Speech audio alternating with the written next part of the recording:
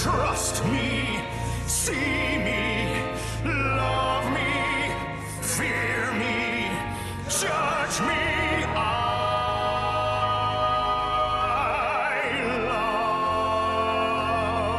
love you. Who else can know all of your pain? Who do you know could carry their shame as long as you have, but never again? For I am filled by endless love and suffering for you.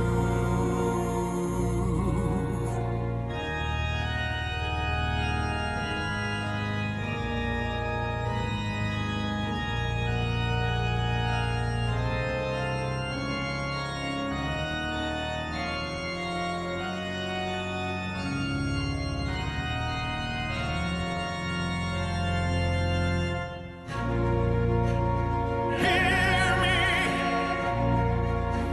see me, who but I know is God's true gift. What thin black crape her love portends, with hearts agape. Come, souls afflicted, I shall fill your house with all her cold and hollow truth. Bear me under your shadow, sweet as night. No more light shall pierce us through. No one can love you as I do.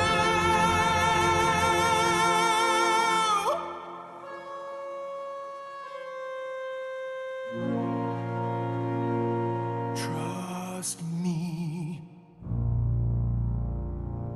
Fear me.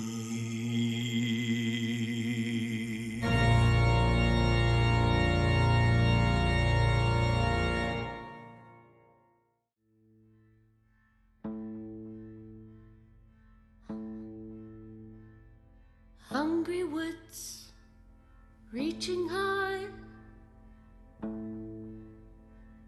snatch the light out from the sky. Leafy sighs, creaking bones, pray you don't get found alone.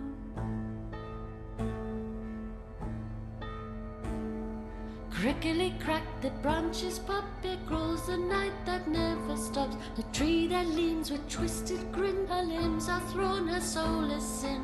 Underneath the crooked moon stalks the king on cloven hoof, in pale decay and empty gloom. He comes for you.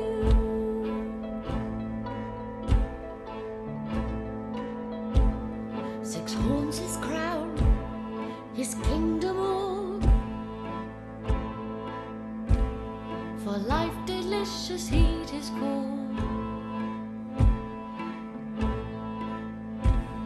He carries six of sword and seal,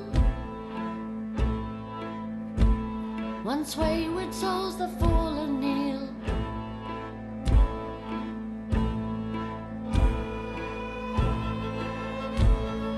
Run, run, don't shrink and cower, and join us at the witching hour. Skip and sing, thrashing light to smother the shrieks of endless night. Dance beneath the crooked moon,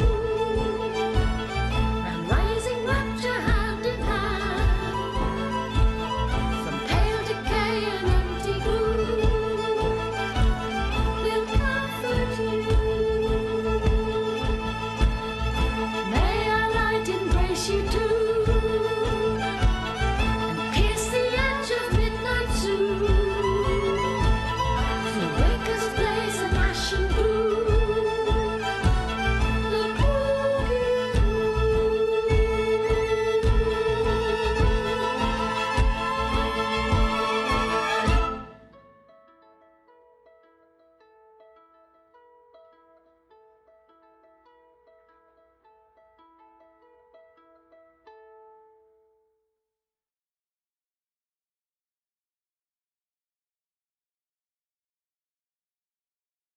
It's weird. The homunculus for this is just like not the same as the artificer one, but like at all on the Yeah, on the page. let me see. Do you have it under your features what it can do? 'Cause I could just drag that Yeah, into well, it.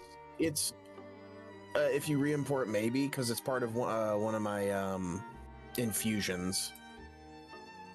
Okay, yeah, I could try that. Let's just do. Yeah, homunculus servant is what it's called. Okay, it should just be your features then. So I'll just re-import features. All right, let it roll through that. But in any case, welcome everybody to session 15 of the Crooked Moon. How's everyone been since session 14? Good, yeah. Awesome. Good. Good. All right, good. Glad to hear that. Your import's done, so just double check it. Hopefully it's good to go. All right, we obviously don't have Alder here today. He had sent to everybody that he has a bad case of the skitter plague this week, so we'll keep him in our thoughts and prayers for today, and hopefully hopefully he overcomes it, and he'll be back next week once we're fully into Foxwillow. But since will be the four of you here today, I'll have one of you give me the recap from last week. The only one with inspiration right now is Madeira.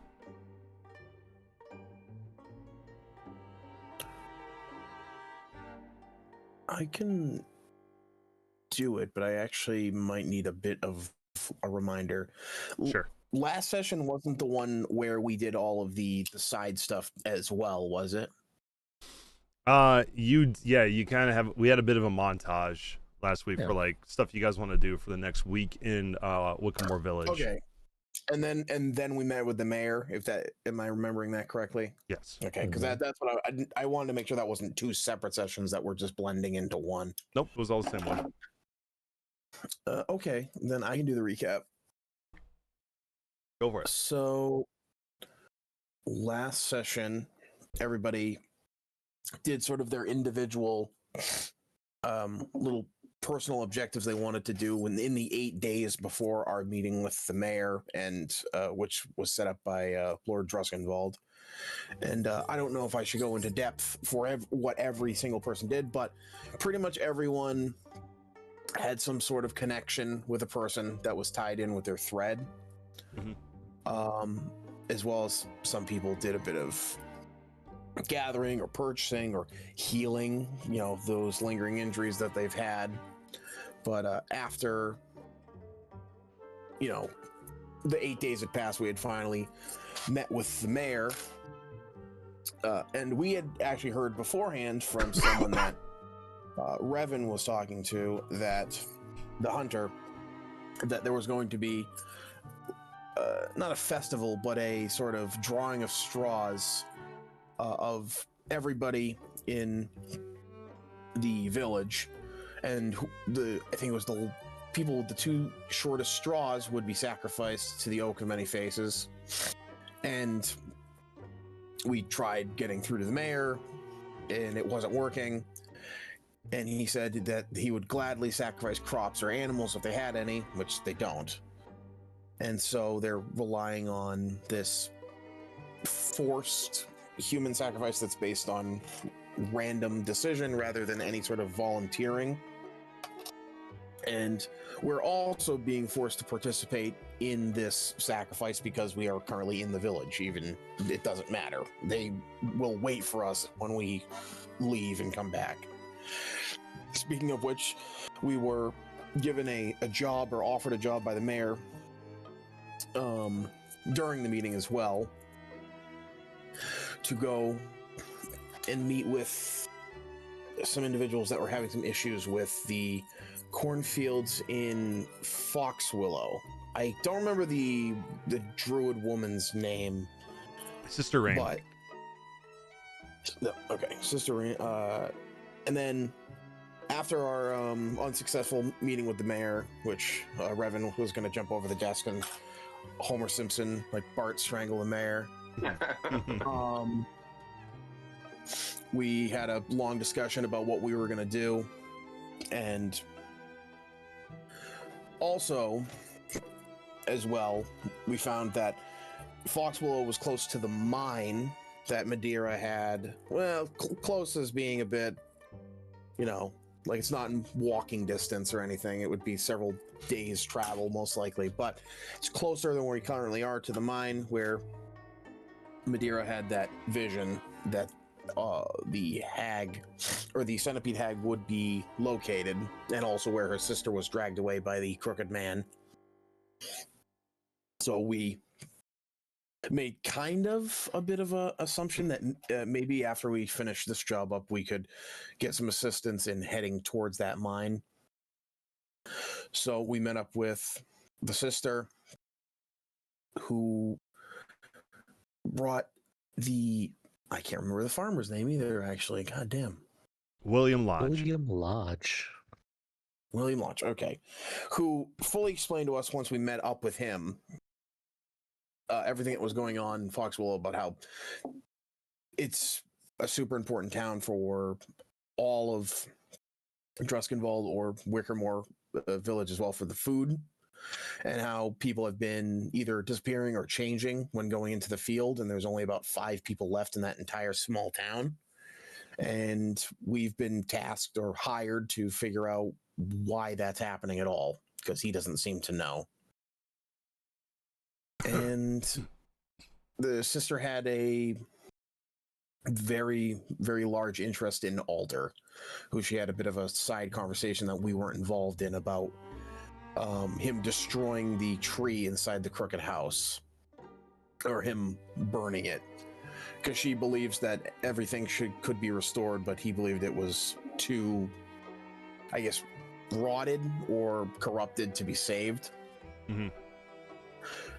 And after our discussion about the travel and what we're going to do when we get to the town and the cornfields, we loaded up, grabbed everything we needed, and started heading out onto the cart. Yep, exactly. Cool. Yeah, so the one thing that he did say, which is not a super important detail, but it's what you guys are going to be doing here soon.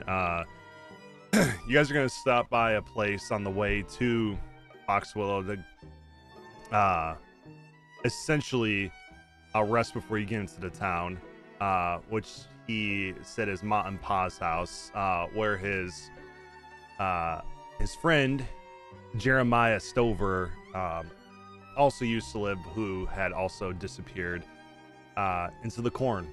So yeah, that's where we left off last week. You guys starting to head towards Fox Willow. So thank you for that. I will give you your heroic inspiration. Think, there you go. Thank you. You're welcome. And then for today's warm-up question, starting with Clarence, what is one thing your character has changed their mind about since being here in Wickermore Hollow?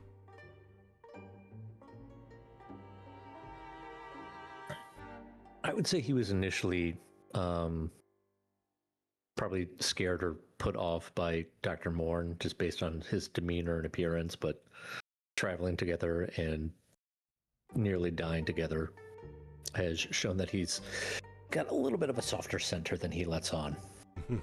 Okay. That's a good one. All right. For Dr. Morn. Funny enough, it's almost kind of the inverted thing, in the sense that at first, and not the like, oh, I hate these guys. It's the I don't know why I'm here, or why I'm being roped into this insane scenario, or why am I in this house, or why am I in this town, or why am I with these people? But now after the Crooked House, he's very well cemented in his mind and changed, like, okay, I have to be with these people. I have to follow this through completely with the party and with Wickermore Village. He's it's more like in character, it's like, okay, once this is all done, I gotta get out of here. Now it's like, no, I gotta finish this, stick this out with these people completely. And he like, it's that weird backwards kind of mentality that he does like the party, but he's so off-putting, it's kind of hard to like tell. Yeah. It also just like never really compliments or is nice to people directly. Yeah, very true. Okay, another good one. Madeira. I think like Clarence, like the easy way, the easy question or answer would be also like to be like she changed her opinion about Dr. Morn, because there was a whole thing about not letting him draw blood, and then finally it was like, okay, if you have to. So like obviously she changed her mind on that, but like I think I'm trying to think of other things basically that she would have changed her mind about, because I want to give you like a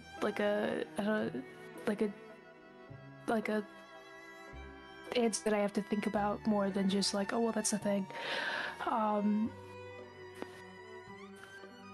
So I think that she doesn't talk to people much. So I think in some ways, like Dr. Moore, she was like, this is just gonna be like a casual thing and I won't have to get like attached to these people. But now she's like, okay, I need these people to find my sister. So it doesn't matter how crazy they are. I need them for now, and they're willing to deal with my oddities. So we make a good team. Let's figure this out. If that makes any sense. I don't know if that's entirely coherent. No, that makes complete sense. Okay. Cool. All right, and for Revan. Revan's curse. The tree kind of helped Revan realize to use the curse to basically lead the way to breaking the curse, to use it for good, even though there is the potential of it backfiring. True. That was a big one for him, and that, you know, with the tree entrusting him, that there is, you know, there's hope for breaking the curse, which he didn't have before, and hope for redemption.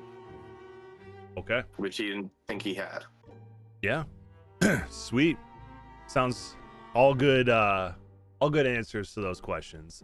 We'll have to ask Alder when he comes back from his skitter plague what Alder's changed his mind about. It's a good warm-up question, actually. Yeah. No, it actually works really well for now at this point in the campaign. I would like to answer for Alder and see if it matches. Yeah. Violence. Violence. Violence being very necessary after what he saw and how it's, you know, how we know above the table how it's changed him. I think he's changed his mind on violence is necessary to save and protect those he holds dear. It's very true. Okay. Thank you all for sharing. We'll definitely ask Alder when he comes back. We'll switch our scene here to where you guys are here in Wickamore Hollow. So you guys, I'll move you back a little bit. This is where you guys are right here. Obviously, on the end of the last session, as Dr. Morin explained, you guys had just had your conversation with Sister Rain, mostly with William Lodge, one of the more folksy people here in from the area of Foxwillow. I know it doesn't look too far away on the map, but this is a couple days ride to the village. But you guys were explained to William what was going on here in Foxwillow. All the crops and all the livestock have either failed to yield or they have died. The only lone field that seems to be growing as you would expect is a singular cornfield in the on the outskirts of the village, which everyone except for 5 folks in the town have gone into and have not come back, or at least have not come back as their full selves, as he explained. And he mentioned that this all seemed to come about with the disappearance of old Jericho's sticks, the living and singing scarecrow that was here in Foxwillow. So he also mentions to you all, as you guys are heading towards your first stop for the night, being Mom and Pa's house just before you reach the village, that you can feel free to ask him any questions that you want to about Foxwillow that he knows before you get there. So you guys will load up on this ox cart and start heading towards Foxwillow, and it is currently around 7 in the morning at this time, so you'll spend the day heading towards the village before stopping at Mom and Pa's house. So as you guys are heading in that direction, what do you guys do? Do you ask William any questions? DM, before we get into roleplay, can I just say, or ask one thing? When my character sheet was reloaded, I lost all of the potions I had made, and also all the ingredients I still had.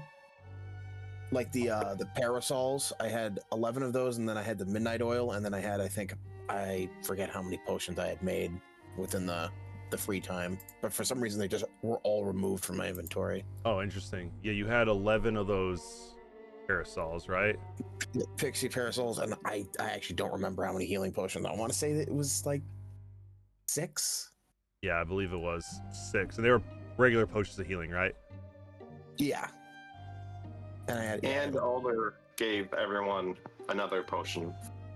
Yeah. Correct. So it'd be 9, I guess. Yeah, it would be 9. And you had 11 of the Pixies parasols, and then you made I had one instance of the midnight oil, and I had a lantern, which also got removed. midnight oil, which I believe. Oh yeah, and then the lantern that you bought. Okay. Yes. And Actually, everyone should check their. yeah, it wouldn't hurt to double check it. Except for obviously Madeira, she's not in it yet. Quit doing this music. So we've gotten 75, and I don't have the potion of the regular potion of healing. I have the greater one, but not the tiny one. Okay. I wonder if martial arts isn't working. Hopefully it is. There's your potion of healing. I'm gonna check Madeira's real quick, make sure she's got one in there. She does. It looks like your martial arts is working. Yeah. Okay. Yep. Oh. My armor is also not right anymore, because the one big thing that I wanted to do was buy the upgraded armor, and it's still just the basic leather. Oh yeah, I remember you bought studded leather. you did. Weird. Yeah, that was weird. All right, It's studded weird leather. that like specifically everything that was added that session was gone. It's really weird. Yeah, Like it just didn't archive the information or something. Because I still have the gemstone that I bought the session before that session, and that didn't get removed. yeah. I don't know. I don't know why it didn't save that time. Hopefully it doesn't happen again. Or Clarence, you also have the potion of healing in there? You don't, it looks like. I don't know. Okay. Madeira did have hers in there. I saw that. But more than likely, I think there was just one in there. I think she should be at 2. Yeah, it's just Hey, one. it didn't remove my spells this time, though. That's cool. That is good.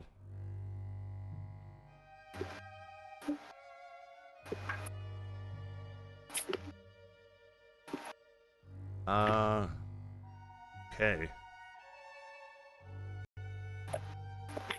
Sweet. All right. I think everyone is. Oh, I'll check Alder's. I'll have to recount his stuff because I believe, yeah, he has no potions in his inventory at all. I'll have to double check with him what he had or watch the last stream, but not the case. As long as you guys are good, we'll be good.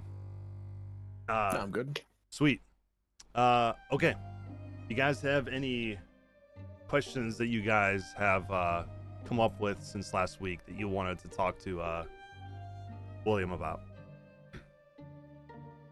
I think the only question I wanted answered was answered last week, which is that is he going to go slow enough that we can actually stop and maybe gather supplies off this, the beaten path? Yeah. Okay. If you guys want to do some of that, you can do that.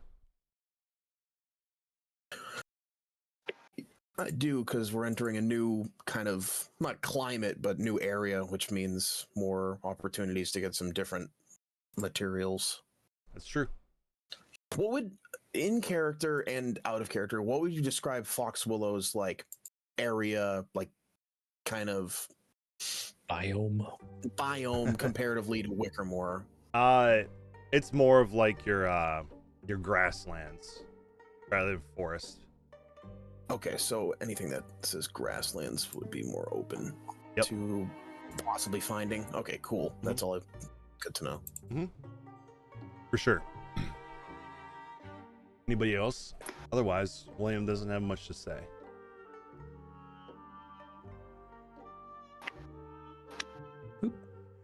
Sorry, I'm just Did pouring not over. mean to do that. All good. Delete. Are there going to be any volcanoes in this area, perhaps? Not here, at least. This is not the lava level. No, All right. we're not that far yet. Yeah, that's World 8. We're only going to World 2. Right? Maybe later. Yeah, maybe later. Maybe in the post game stuff. I think there is something that's sort of got a volcano-ish theme to it. Okay, there's one of the items I was looking for.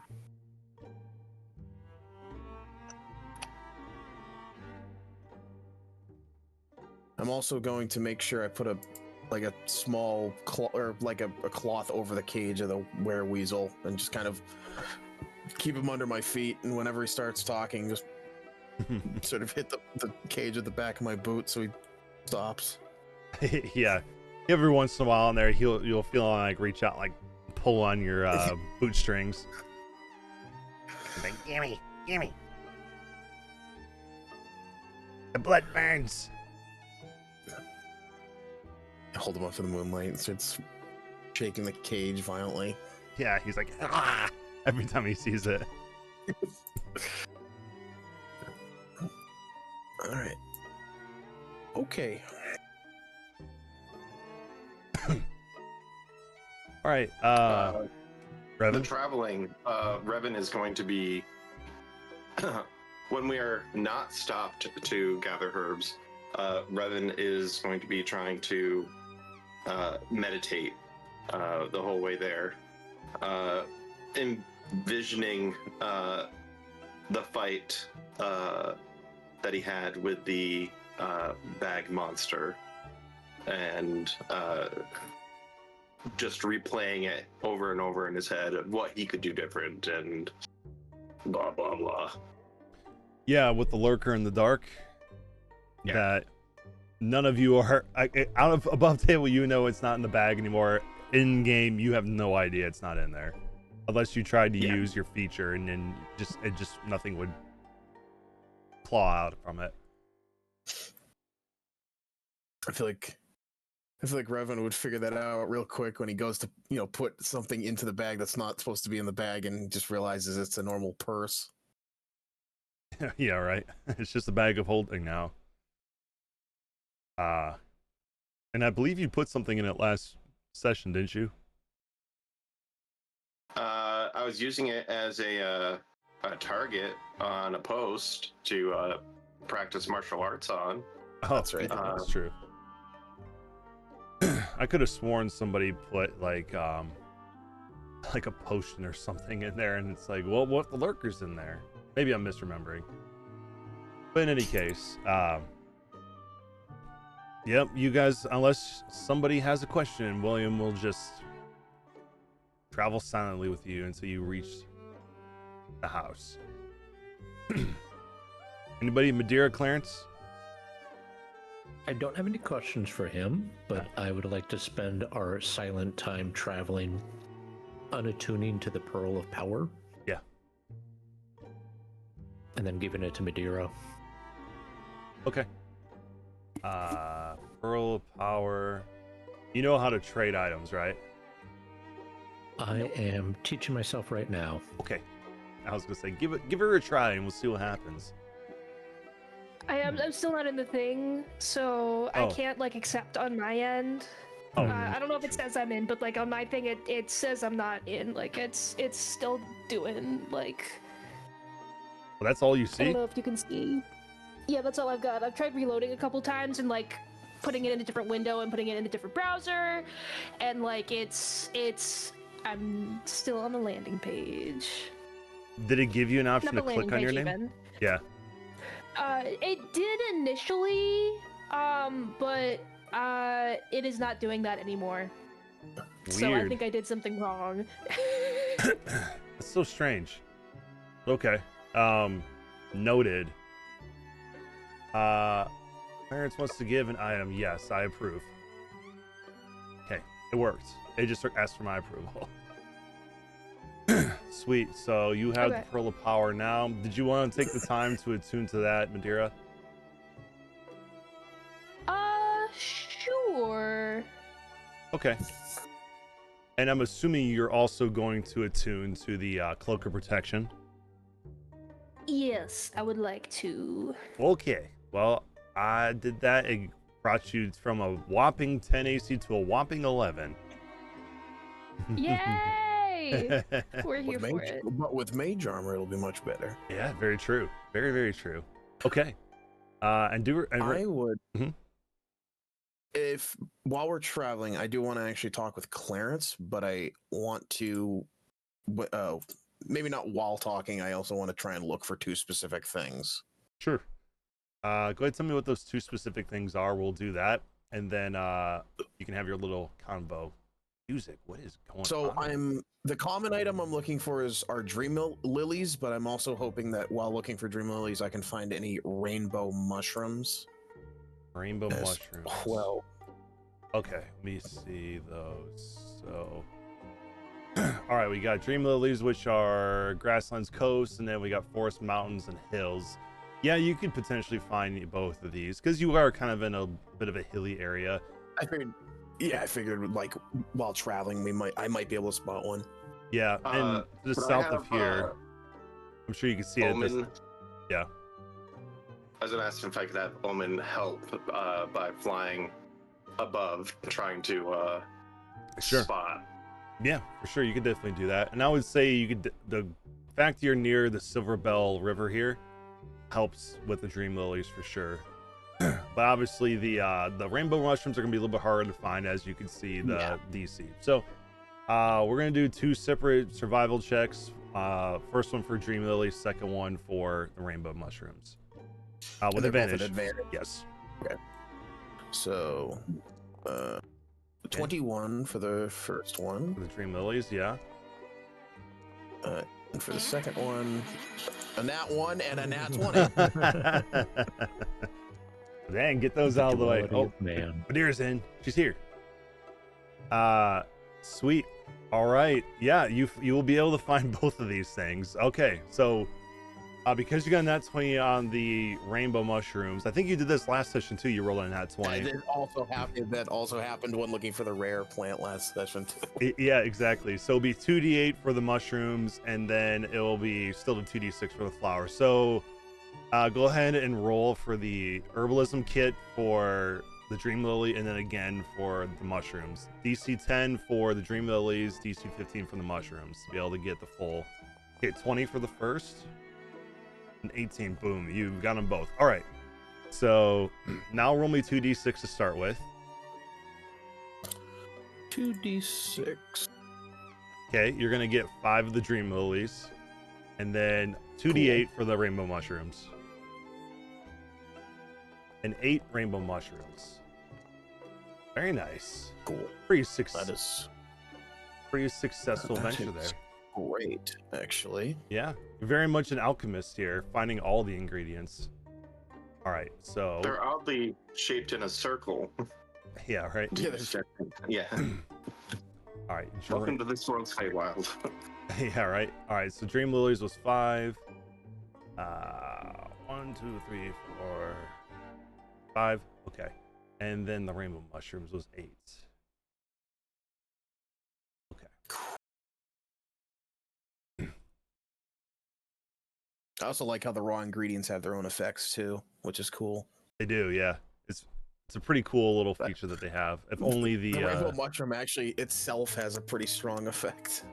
does it? What can it do? They have to make a DC if they eat it, they have to make a DC 14 whiz save, and then they become confused for 30 minutes. Ooh, that's pretty good. I don't know how I would get someone to eat it, but You put it in a stew. and the Dream Lily, if you poison someone with something made with Dream Lily, they're actually immune to being afraid, or they're immune to the fear effect. And the first time they drop to 0, they're actually dropped to 1 instead. So they're given the half work trait. You have to poison them with it. I don't know why it specifically says it like that, because you're supposed to crush it up and put it in it's a psychoactive effect you're supposed to put in like a drink. Okay. Well, that'll be fun to see how you use that. Being your little alchemist self. Okay. And what were you gonna say with Clarence on the way?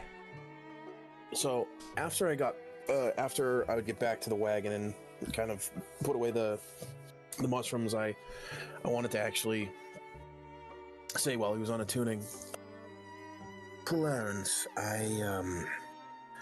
this is a bit strange for me to ask, but I don't know much about your kind or where you come from.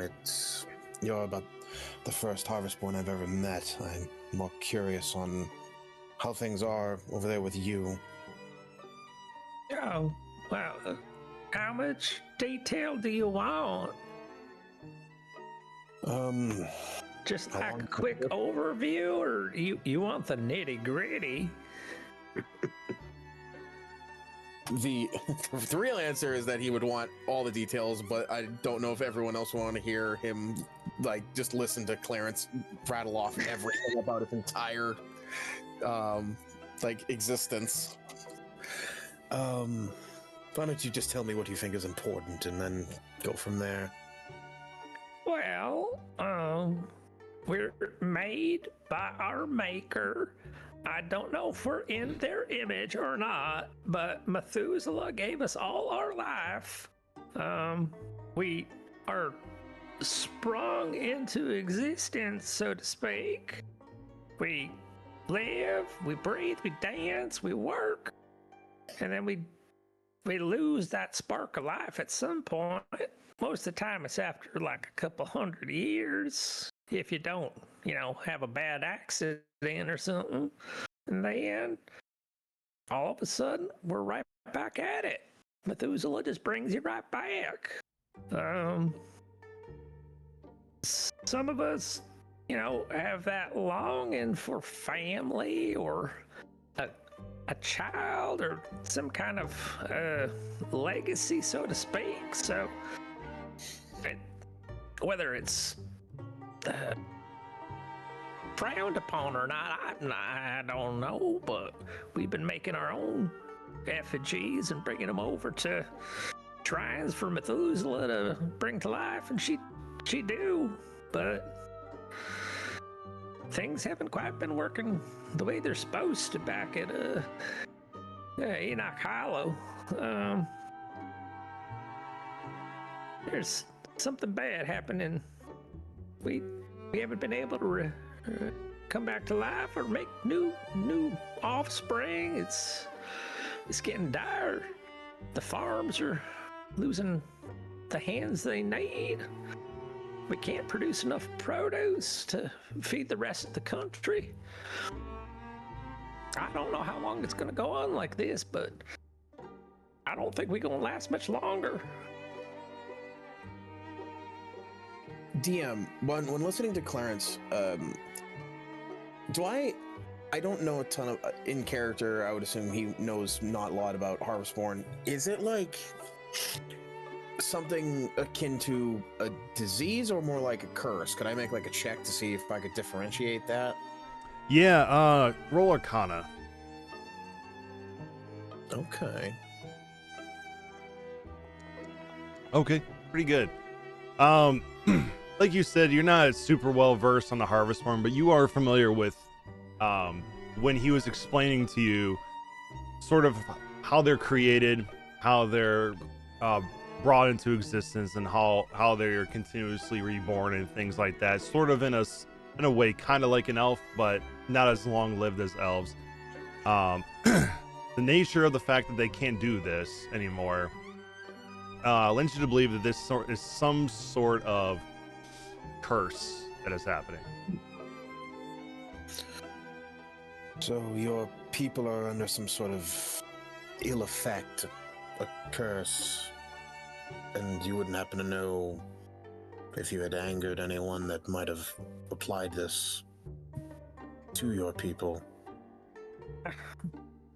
Believe me, it's been years of trying to put our heads together to figure it out, but first we thought we did something to make Methuselah mad, and we did all of our rituals.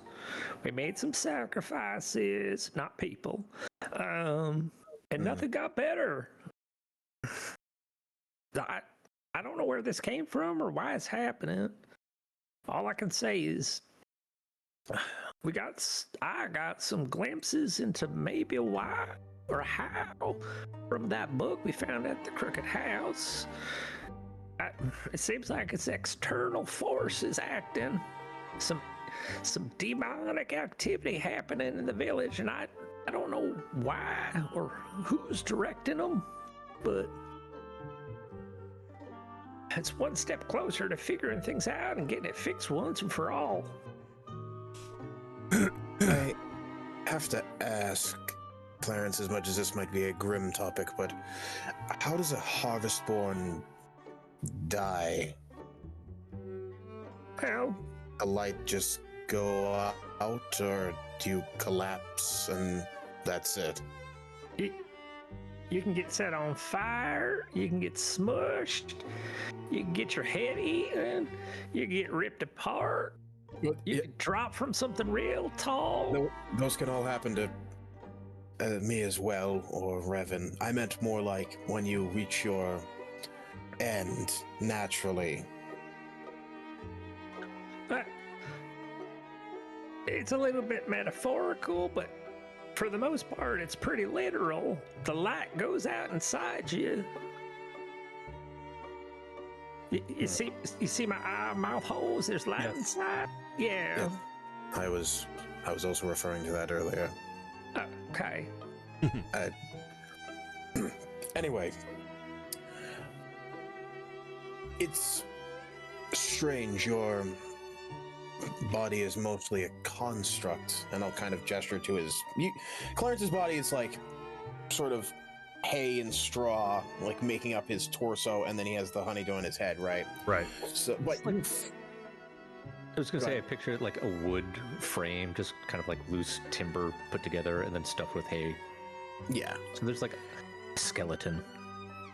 holding him up. Yeah. I was gonna say stick figure. A little more intricate than that. The Harvestborn feel pain in their like body, right? Like as if it's a real physical body. Yeah. It's psychosomatic. Okay. Yeah, He's, like, they completely.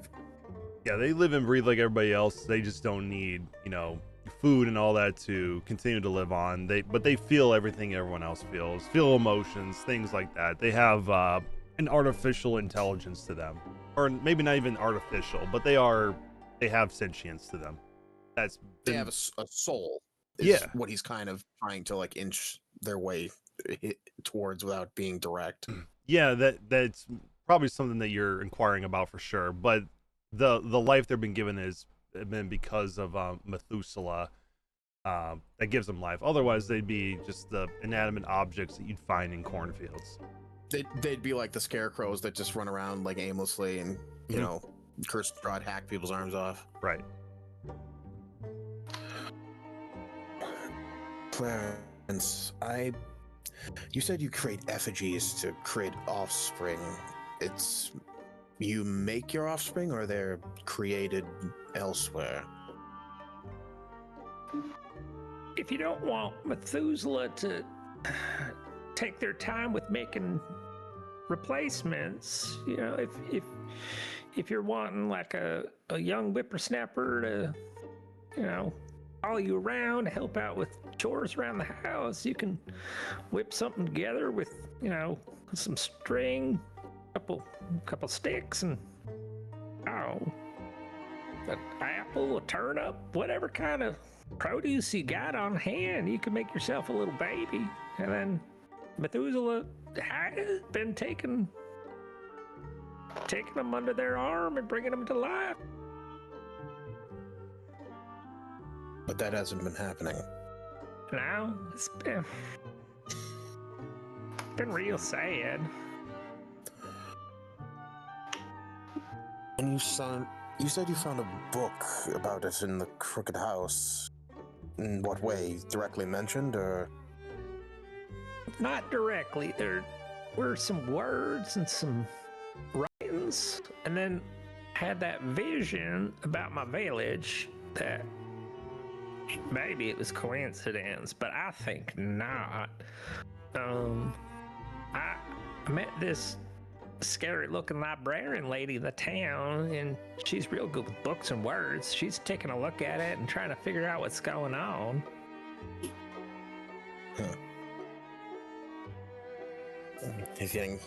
Dr. Martin's kind of getting wrapped up in his own thoughts now, sort of.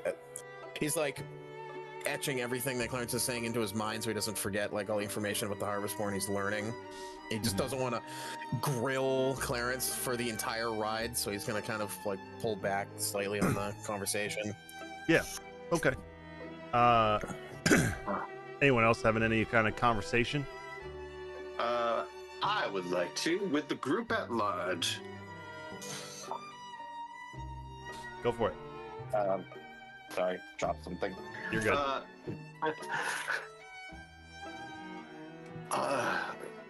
So I was thinking of a few things.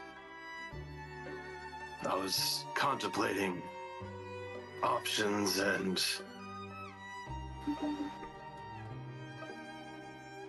two things come to mind when it comes to these sacrifices. Revan, I want to kind of lean in, and I want to gesture with my thumb to the driver. He doesn't live in the town, right? So he's... Is that the case, DM? I thought that kind of in this entire area they had a similar mentality to the sacrifices. He's from Foxwillow. You guys aren't really sure how Foxwillow, what is going on with music? Sorry, I'm gonna play a different tune here. You don't really know what their customs are. They haven't really stated anything about that. But you know that at least the people who are believers in the old ways definitely do that. It's mostly followers of that religion.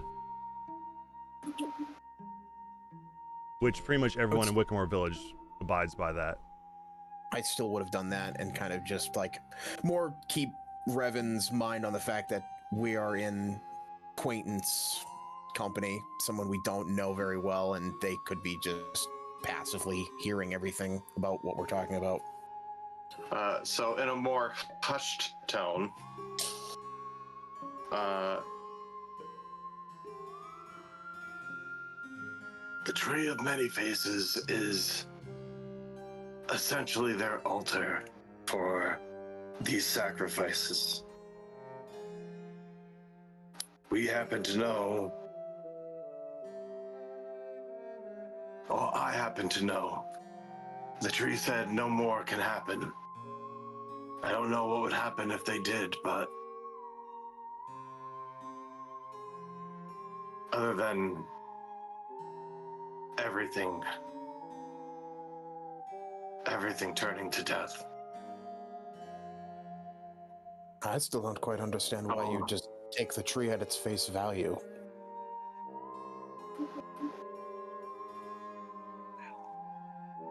The tree showed me.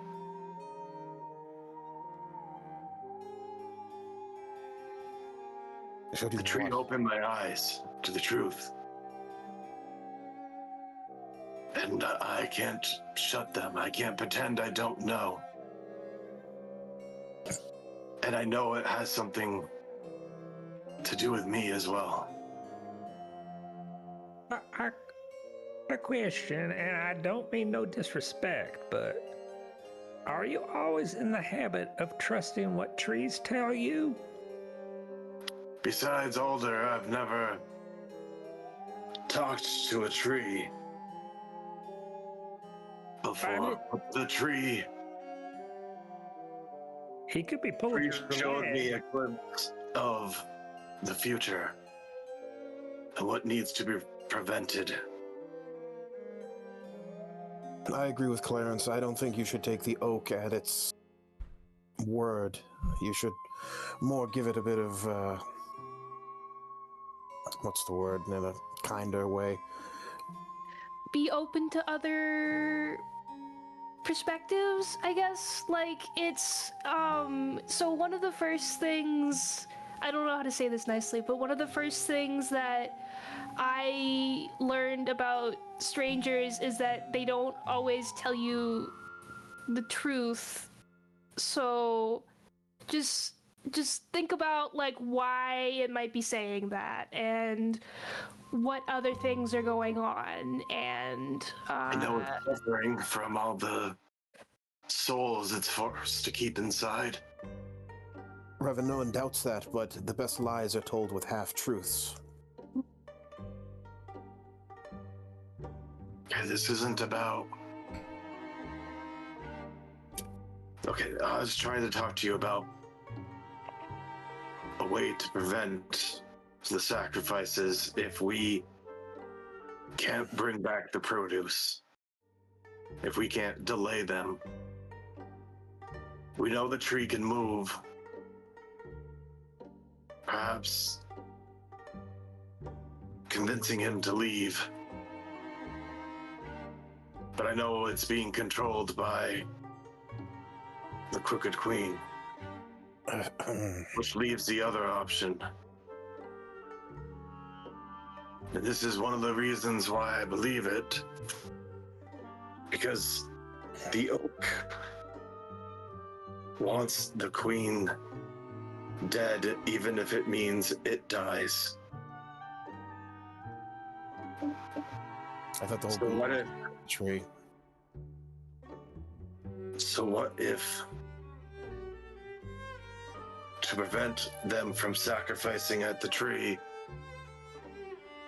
if the tree can't leave, we do what Alder did. We take down the tree. We end the source of the corruption. And then what, we hang from the gallows? They would kill us.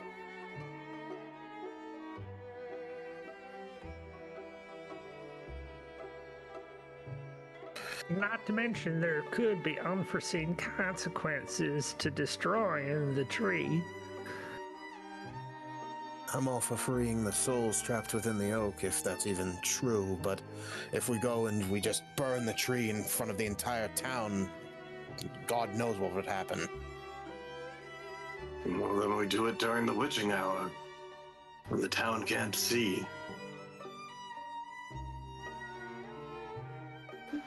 Even if... It's just a thought. I was saying if we really wanted to stop the ritual, we could take a more drastic route, but I don't think anyone wants to hear that. I do. Well, we could postpone it further by,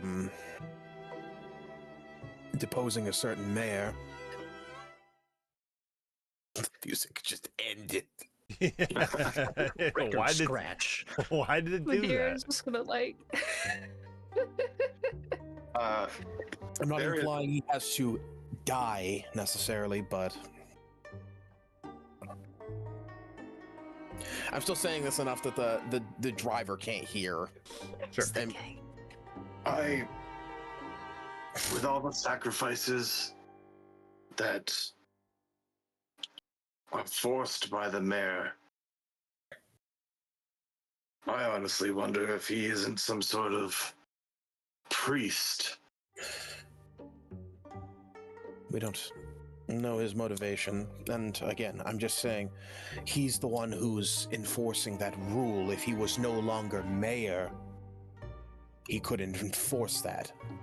If we I were mean, to somehow make him lose his position of power, therefore they would have to postpone it until a new mayor was there, and then that would give us more time. What happens if we create a power vacuum and a much more despicable leader takes over the town? It's possible, but if we need time in the short term, that would probably be our best bet.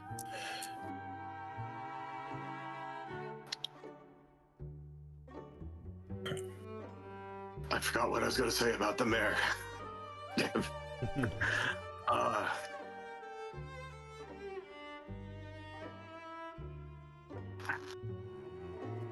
I didn't trust the mayor to begin with. And from talking to other people, it didn't seem like they were aware the Green Queen was no more. I don't know if I ever brought this up with you a lot, but on the first day we got here, when we were fighting the wolves by the tree, I remember I was still outside with Vald, and Vald was talking with the mayor. And I remember when Vald wasn't looking, I saw this, the mayor gave him an absolutely dirty look, just of disgust. And I don't know if it was because of Vald was devouring the corpse of a wolf, so that might have been the case, but I feel like it was a bit more than that.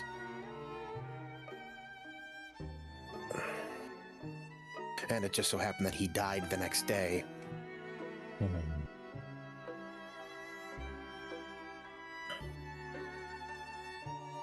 Worth mentioning. It is. It is worth a lot of things. A lot of contemplation needs to be done.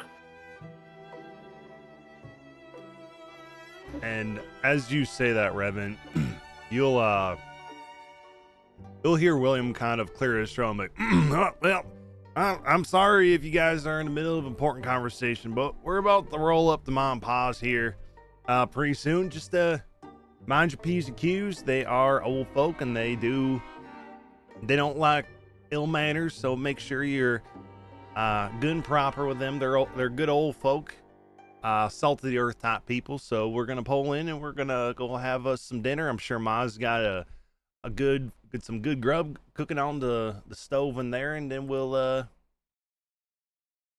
take some rest, and we'll head into Foxville in the morning. When he says good manners, I want to look over at Revan and then think back to him almost jumping the desk to attack the mayor. He didn't. Every instant was telling him to do it, but he didn't. There is one other thing I wanted to ask the group about. Their opinion. Something that I was considering. When I talked to Hilda in the edge of the woods, the ranger that warned me about, I want to say it's All Harvest Day. Is that the name of the... I'll purchase not. Purchase not. Where did I write that down? DM, while this is happening, can I actually roll my free experimental elixir? Yeah. Yeah. She had told me that... Nice. She had told me that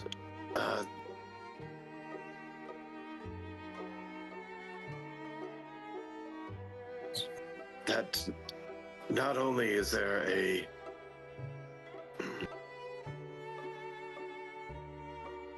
there's possibly the beast spirit that I had created with my anger here in the cornfields. So there's a chance I'm responsible for all this. But something else, she said, struck me, and I've been putting a lot of thought into it. She said she created one as well. A demonic bear.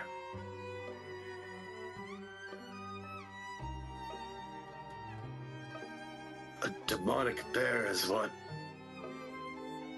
killed my family. Oh, You don't think it could be the same one? I thought the creatures were a mix between real and metaphorical. But it actually have such a tangible form that it could have done something such as that.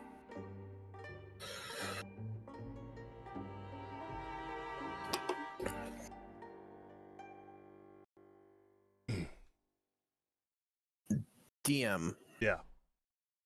When he mentions that, I understand his. Can I make some sort of check to maybe understand, like, are they tangible enough that they could do something like go around and kill people? Or are they more tethered to the person? I remember last time you rolled pretty high, so I won't have you re-roll it because it didn't really come up then, but I will say you have gleaned it then too. But yes, they are sort of a metaphysical creation of somebody's strongest emotion, and they do have an impact on the world around them. They will cause havoc and things like that.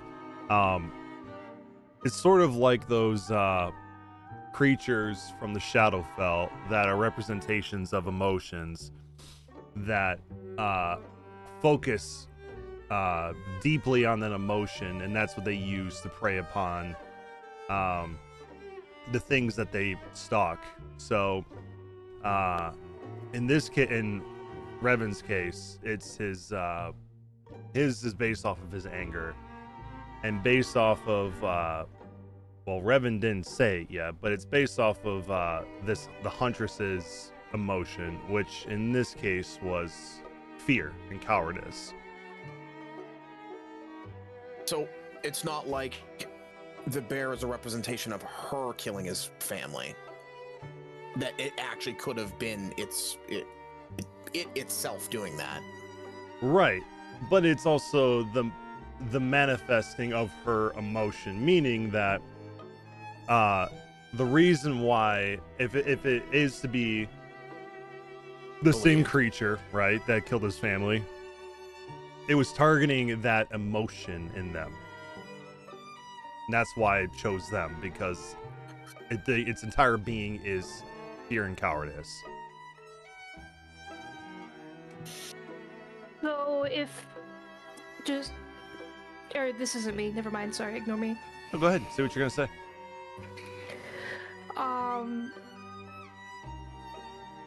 I was just gonna ask for clarification on that, but this isn't my role, so it's not for me to ask for clarification on.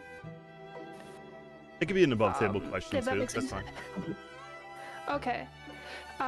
So I guess my question is that if I'm remembering correctly, she said that her bear was born of cowardice. So if it attacks the things that it is born of, so if it's born of cowardice and it attacks cowardice, then his family would have to have exemplified or been guilty of the sin of, I mean that in heavy quotes, Yeah. of cowardice in some way. It was cowardice in fear, right? Cowardice and fear. Yes. Are you dissing Revan's dead parents? They're cowards. Cowards. Cowards. They were cowards. I guess I was just asking for, like, if that's a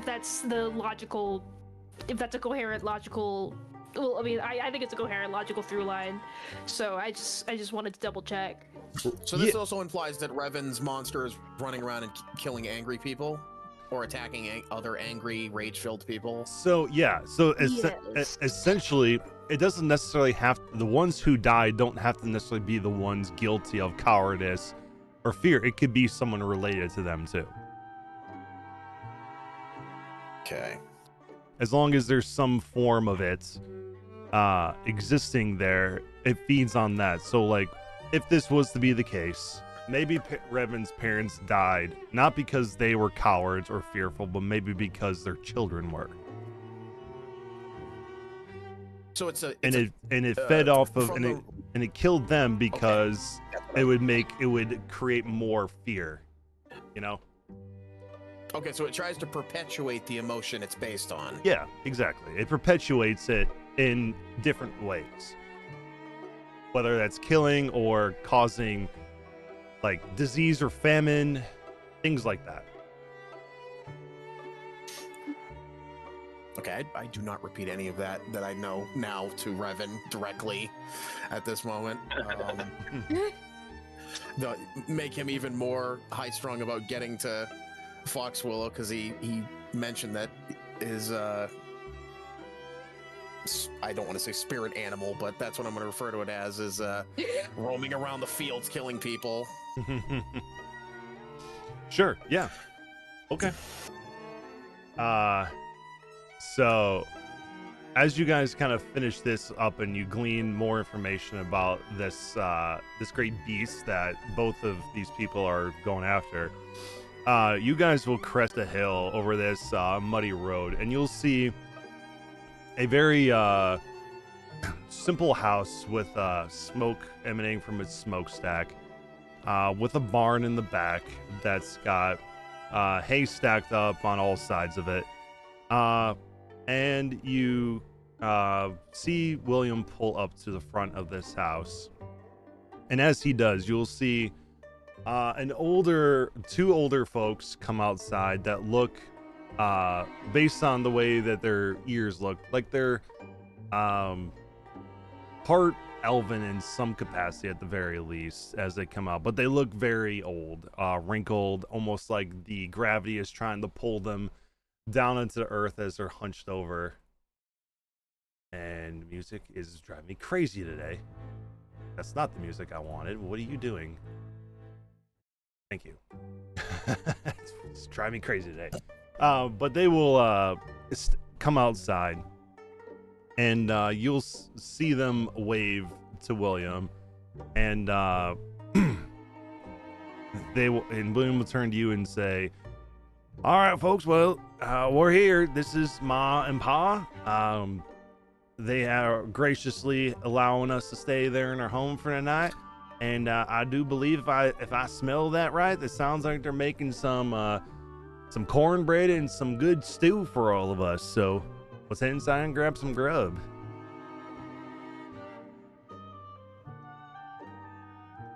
Before we head in, can I take a bit of a glance around the outside, see what this building looks like? Yeah, perception check, please. Oh yeah, I'm awesome at those. Let's see. Nope.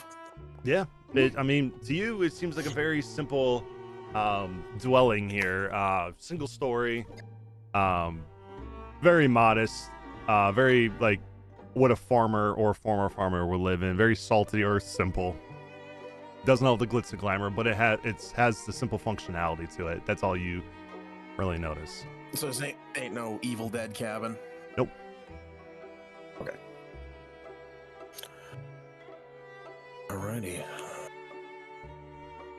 And I guess I will. Yeah. Can I do one more thing before Sure. Going in? Yeah. What do they look like? Are they humans? They look like humans, but they have a bit of like elven ears. Okay, so they look more like humans, less. They have elven ears, but they look more like a human. Yeah. So, half elf. Yeah, probably. Okay. I just didn't know if these are like 1,000-year-old people or. Yeah. Yeah, they're definitely old, and they look human, but like the delineating factor that separates them from being truly human is their ears being pointed at the end. All right. I would look to Revan and say, remember, it's manners. I used to live at a monastery. I know how to Yeah. show proper respect. As you guys are heading inside, William will, as Madeira is walking past him, he'll kind of stop you for a second and say, if you don't mind, you seem like the one that would be the best to tell this to. Try not to bring up Jeremiah when you're in there.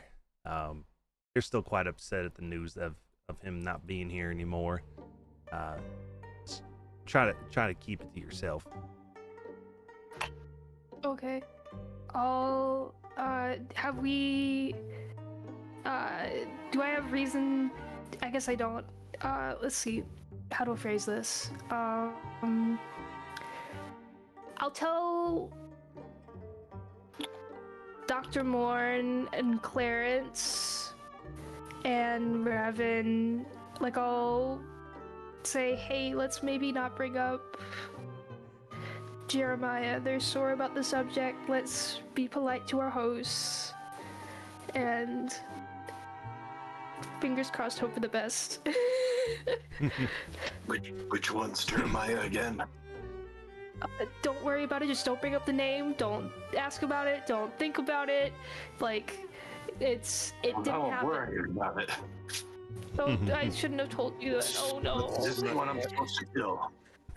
Just don't ask. Just don't ask. Just don't ask. Let's not gamble and get thrown out in the witching hour.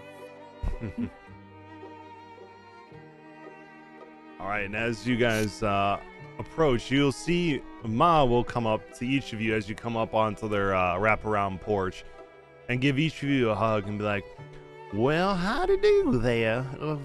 Good to see William brought some good folk around here. Please come in. Food's piping hot for you all. He said we'd be expecting you all. Don't mind Pa, he doesn't speak much. He's nearly worked himself to death in the fields, and he's a bit short on the words, especially lately. Come on in.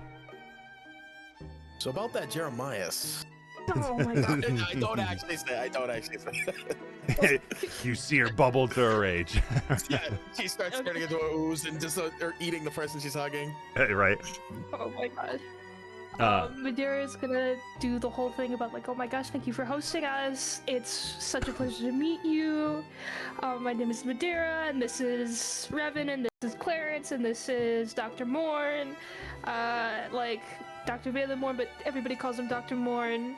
And like she's way more talkative now that she's got like a very specific social structure and she knows what the demands are. So she's like, okay, my needs are like talk to this person, make introductions, make sure nobody mentions this guy. Okay, I will intercede. Like she's not like super duper talkative, but she's like, she knows what's up, sort of ish. Like she has a vague framework for what's supposed to happen. So she's more assertive because she knows what's going on. If that makes any sense. Yeah. Yeah. Revan does, when Revan is introduced, he gives one of those kind of bows, and that's it. Okay. When Madeira actually says, "Oh, Dr. Valen Warren," Dr. Warren will look at her and nod and actually be very pleased by that full enunciation of the title. He only pretty much allows the party to refer to him as just that. Yeah. Oh, well, we have a doctor here. Perhaps you could help us with something while you're here. That depends. Well, let's go have some supper first, and then we'll go to that. I don't want to be rude and get too hasty. Let's go sit and have some good oatmeal, some stew.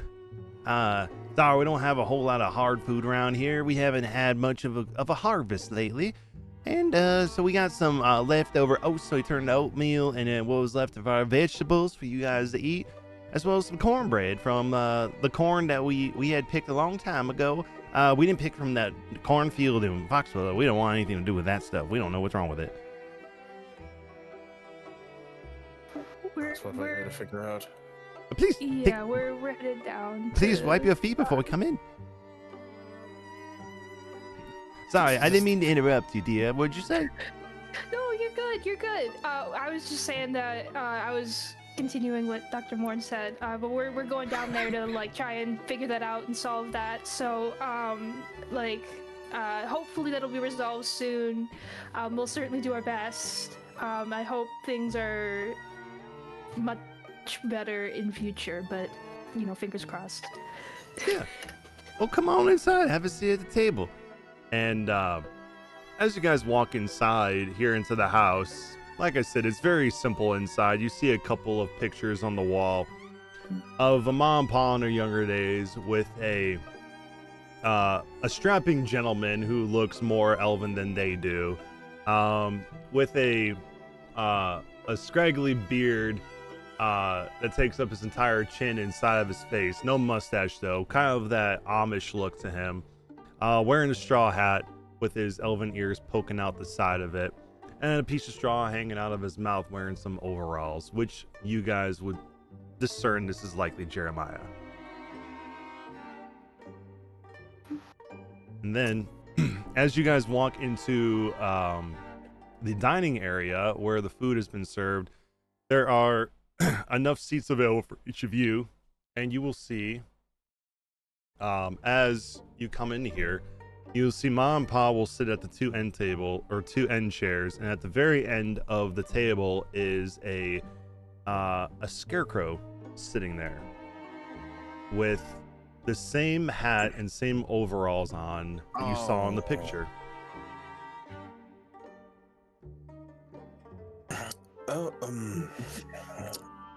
Who's our guest? Well, besides us. Oh, well, this is Jeremiah. This is our son. Say hello, Jeremiah. And the scarecrow won't move at all. But the scarecrow is staring at you, and you can see carved into the pumpkin that is his head is a likeness that looks just like the picture of Jeremiah.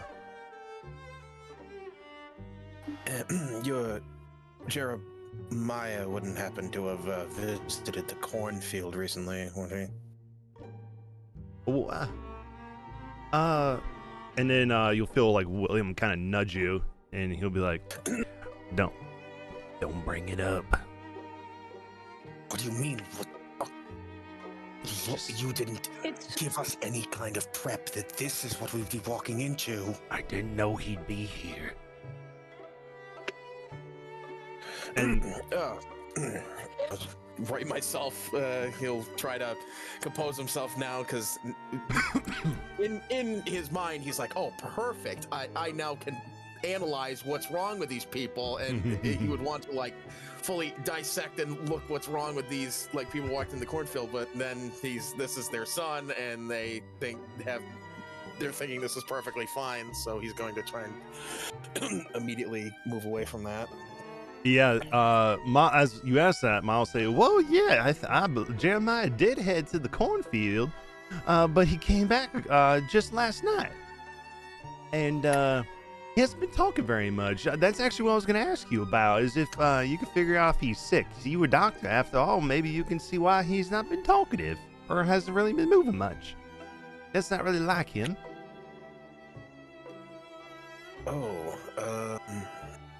Sure.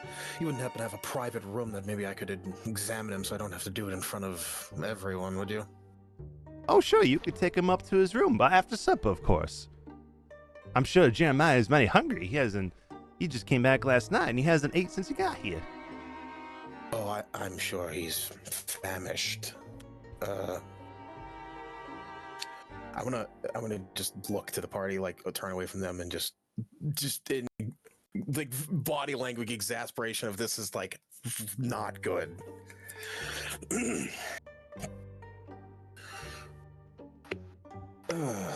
I'm just gonna awkwardly take a seat at the table and just sit there with my hands kind of clasped over each other. Okay. Well, please dig in. It's hot. Madeira's gonna sit and eat as well and try to make conversation. I guess, I don't know what people talk about because mostly they talk about their kids, but that's not really a good conversation right now. So Madeira's just gonna be like, Yeah, that's fair. so have you read any good books lately? Oh yeah, I read the most recent Foxwillow's Almanac. Oh, joyous! What's your favorite part of the almanac? Oh, we're talking about the yield of what was supposed to be the yield from this year's harvest, but I don't think the next year's almanac's gonna look as good as the projection from this year.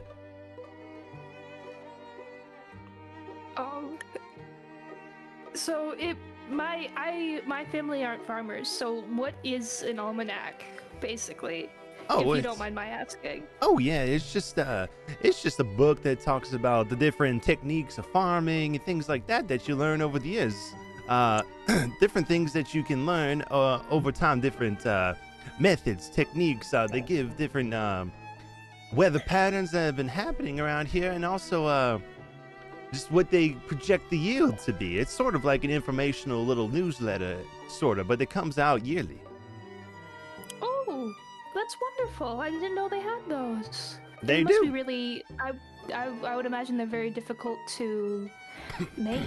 Because, like, how do you know about the weather and crop yields?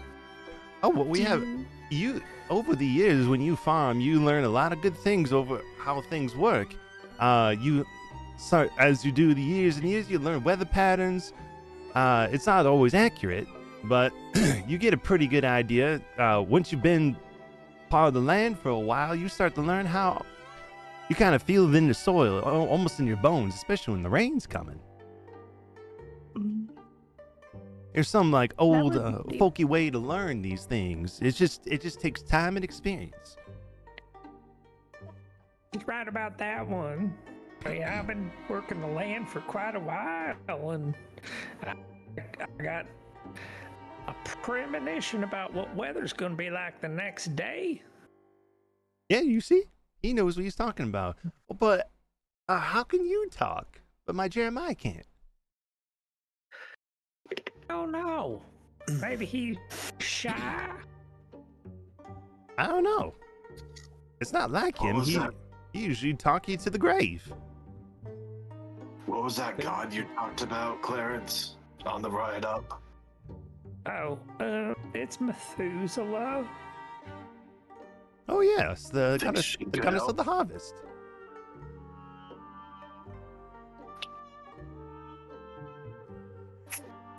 Well, No, is she an actual person you can go up and find? Or Well, I haven't never ventured to look. I couldn't tell you, but we all believe she is.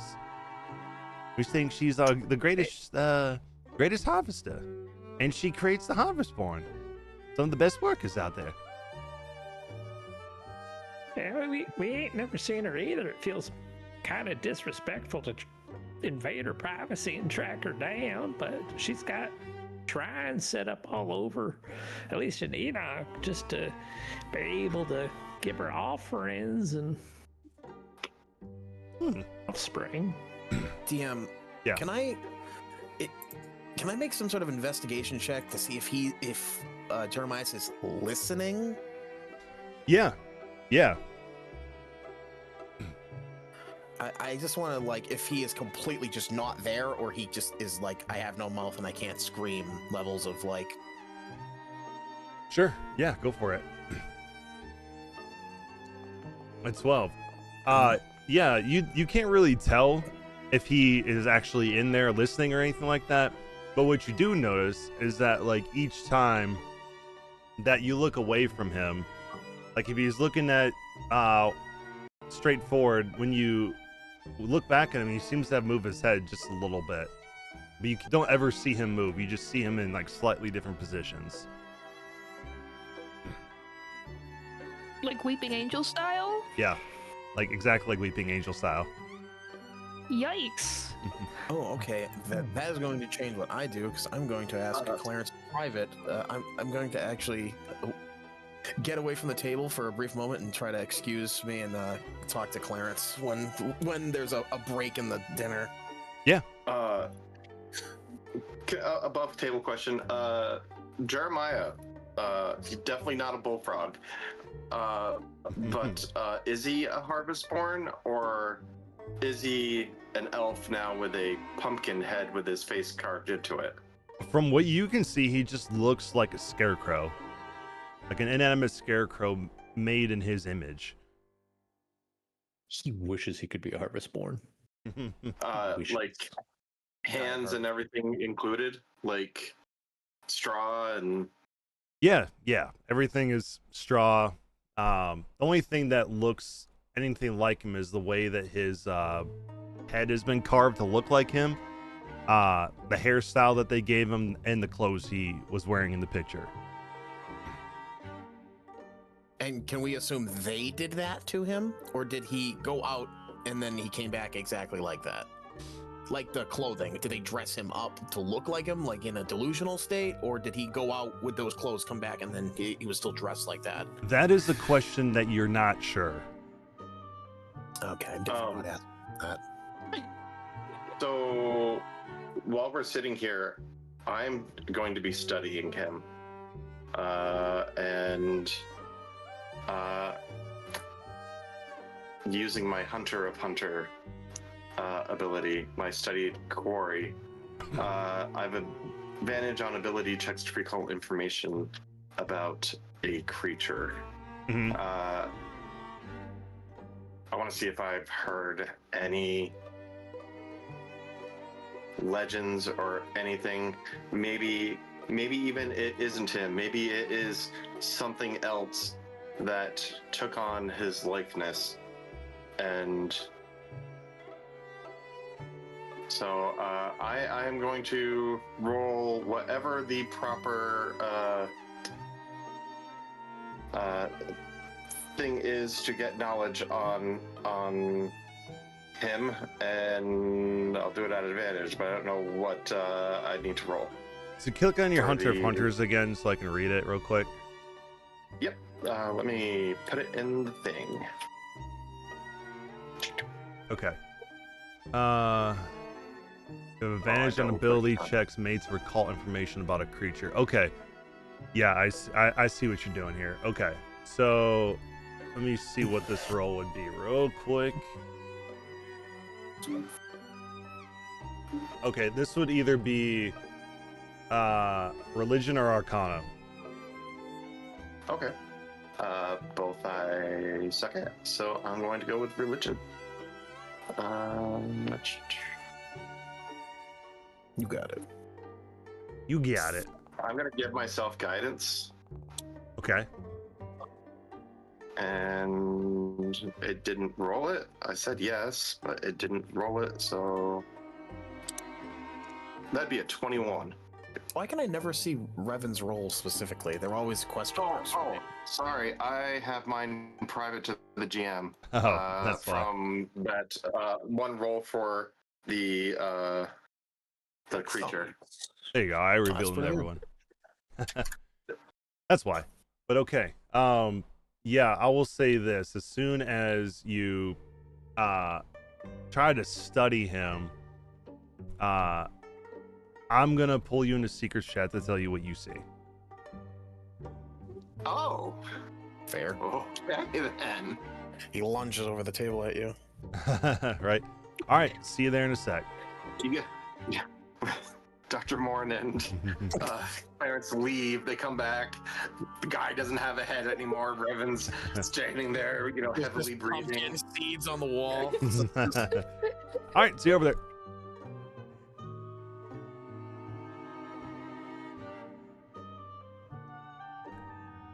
All right. Hello. All right. And So, as soon as you study this guy, you are going to notice that his face starts to, like where his eyes were, start to glow this amber color that almost looks like a four-cornered star. And then you can see that only you can see, perched on his shoulder, a black crow that is staring right at you with the same eyes that you can see on him. And the four-cornered, glowing one, or red like mine? four-cornered, glowing amber color. And while you're doing this, give me a quick insight check.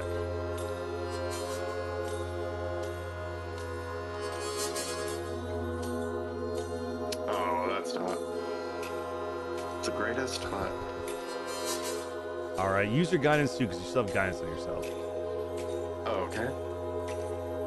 Roll. Yeah, that didn't help either. At 9. Okay. When you're staring at him with your insight, all you can feel is just this pure evil emanating from this crow. And then you can hear in your head, as you do this, you hear a raspy voice whisper in your head, and it says, The crow sings, the fields remember. With every rustle of the stalks, every whispered secret, I feed. Come now, let the stalks say your name. Let the crows sing your story. I'll harvest what you hide.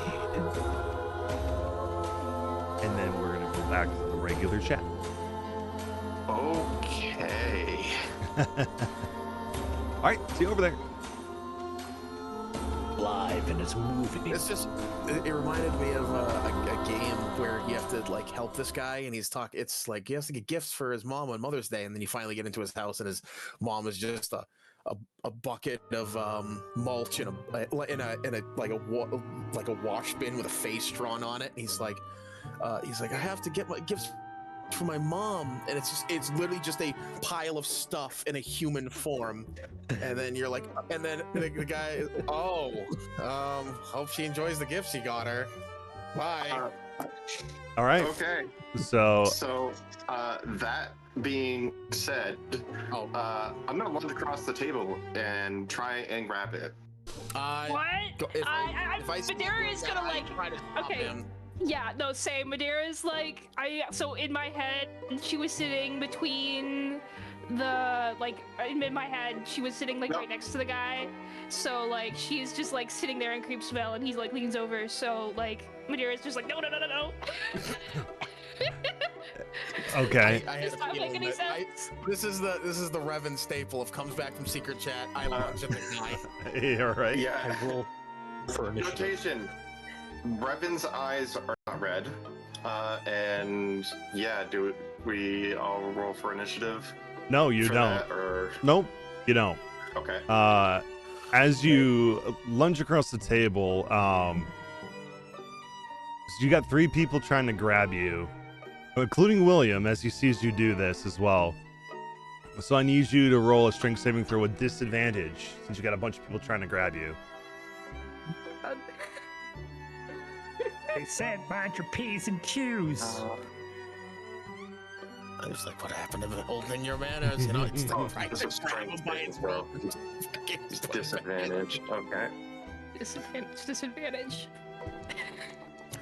Okay. What's Uh, for Dr. Oh, Alder's here too, so Alder would also help. I definitely think that's in character for Holder to step in as well. Yeah. All right. So, what's everyone's strength modifier, real quick? -1. I I think mine is also -1, but I'll double check just in case. I would be surprised if it was any positive number. Oh, mine is just a straight 10, so it's 0. Oh, there you go. That's good. Can I don't think we're gonna actually be able to restrain Revan, like generally in character. Mhm. But can I use? I don't want to. I was going to say, can I do something to the man crow, like Jeremiah, in time? But you pass. can You I pass. say- So Okay. what do you do? I tried to grab what is on his shoulder. Okay, so you go to grab what's on his shoulder, but there's nothing there. So I lunge directly next to his head, but not touching him. Okay. Do I go through it? Yeah, you just go through and you don't grab anything there. And then Ma will look at kind of like jump back and say, "Oh, what are you doing to my Jeremiah? You didn't hurt a fly. You sit down." So Revan is going to stand there after like putting his feathered hand through it back and forth. And then who is the person sitting closest to Jeremiah? of Ma all and of Pa. us? And oh, okay. I thought I was sitting next to him. My bad. Oh, yeah, you may be sitting next to Ma or Pa, but no, they're sitting next to him. Okay. Okay. Cool. So I would assume you'd be Madeira, sitting next to Ma at this point, because if she's sitting next to Pa, you're next to Ma. You'll probably be closest to them. I'm gonna back away and under my breath to, I guess, Madeira, because she's closest. I can see the curse. It's there on his shoulder and spoke to me.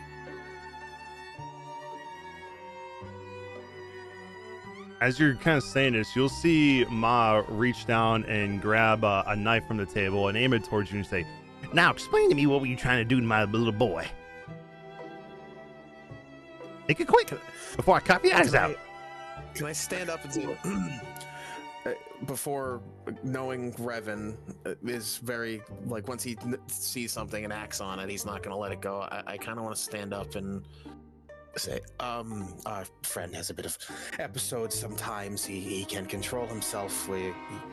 He probably saw something in your house, maybe a critter. He was just trying to catch it for you. It just might have been near, Jeremiah by coincidence. William, this one's sleeping in the barn tonight. I can see what's affecting him. What do you mean? Here, let's here, Revan, and I'm gonna come around the table, probably the far way, because they probably won't let me go close to him. So like, I'll come around the table and I'll be like, "Hey, we'll fix it when we get to Foxwillow. We'll fix it when we get to Foxwillow." And she'll be like, she's not like coherent now, because she like is just kind of like panicking. So she'll like, yeah. After that, I want to like put both my hands on Revan's shoulders and like lean in and say, "What are you doing?" I can see the curse that is affecting him. And so you lunge across the table? I thought I could take it. I thought I could remove it. Can someone explain to me what's going on? We have a schizo in the house? Yes, with my bare hands. I should be able to touch what can't be touched. What are you talking about? Oh my... Sorry, our friend, he has... He sometimes sees things that, I'm trying to, with Madeira, spin this, but Revan keeps saying something that sounds even worse than the previous thing, so, just like digging the hole, just like already has to go sleep. He was cursed by a wizard, and now he sees demons all over the place, and he just saw one near your Jeremiah. He also was recovering from an injury recently. She'll look He over. drinks. He likes Revan alcohol a lot. looks at everyone in such confusion, being like, "What is wrong with you all?" You know what? Actually, after saying what Clement says, I want to pull out the half-drained bottle of absinthe and say, he was drinking this on the way here. He's probably starting to see stuff now, and I want to see so he doesn't have to go sleep out in the barn. If I can try and convince them that he's actually under the influence of some sort of Yeah. It might be best. It might be best to try to get him to his bed as soon as possible. I am so sorry. Yeah, go ahead and roll persuasion real quick. Clarence or Dr. Morn. Or Madeira. Oh, well, they're trying to persuade them. I'm going to keep going. But no, you don't understand. It's on his shoulder. Do it with disadvantage. All right, perfect. Oh my god. Who has? Are we all just rolling charisma at this, right? It sounds like it. Yeah, I guess. All right, so perception and not deception. It doesn't matter. It's +2 for either one. I'll roll deception. Screw it. Hey, that's what did I roll? 11. Did I roll? I clicked the button. Did it go? Yes, it did. I got a 19. Huzzah! Huzzah. Okay. Oh, that's perception. Nope. Oh, yeah, that is perception. I can read. I'm so good at reading. Well, whatever the modifier is for. It should be the same. Yeah, it's +2 and then +2 for persuasion as well. So it would be the same regardless. it's the right? same. Okay, cool. Remember disadvantage. Disadvantage! Oh man, that's right. Tragic. Get worse than an 8. Watch this. Yes, I can. Oh my god, yeah. I won. All right, so we got 11 from Dr. Morn, 7 from Clarence. Alder's got a 9. And then I'm trying to roll, but my character sheet won't come up. So I think, yeah, I don't know. Let me try. I'll just roll like a straight d20, and then There we it can goes. add 2. it went through. 8, so 10. 10. Sleeping in the barn. It's fine. It's All fine. right, It's she's fine. The she's welfare's gonna on. look at you all and say, I know you're not all from here, but we have certain manners here in this hollow, especially near Foxwillow. So I would like to kindly ask you all to grab yourself a doggy bag and go all to the barn like the dogs you've been acting like. Meant no harm. Go get it. I'm gonna snatch a piece of the snatch a piece of cornbread and stomp out. Ma'am, I said get. you do you want me to help your son? I don't or want you not? laying a single finger on my little boy. Not after that.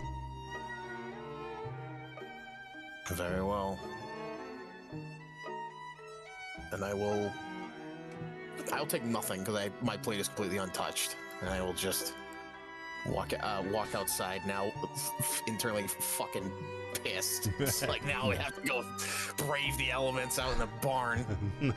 all right. You Okay. had a very lovely home.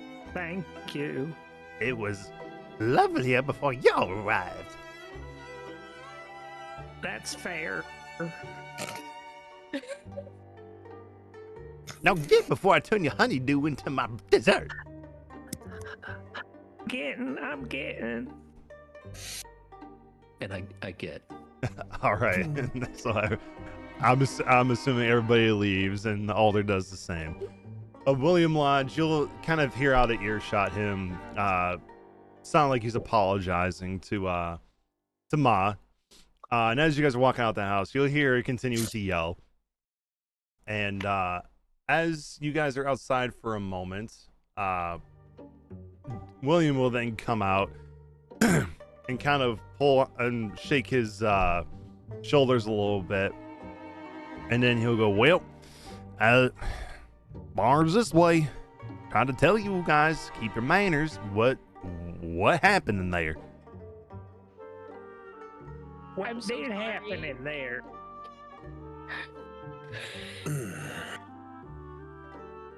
I could see the curse plain as day.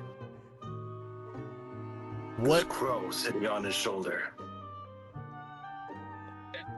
And you didn't think to maybe inform us before you psychotically lunged across the entire table in front of his family?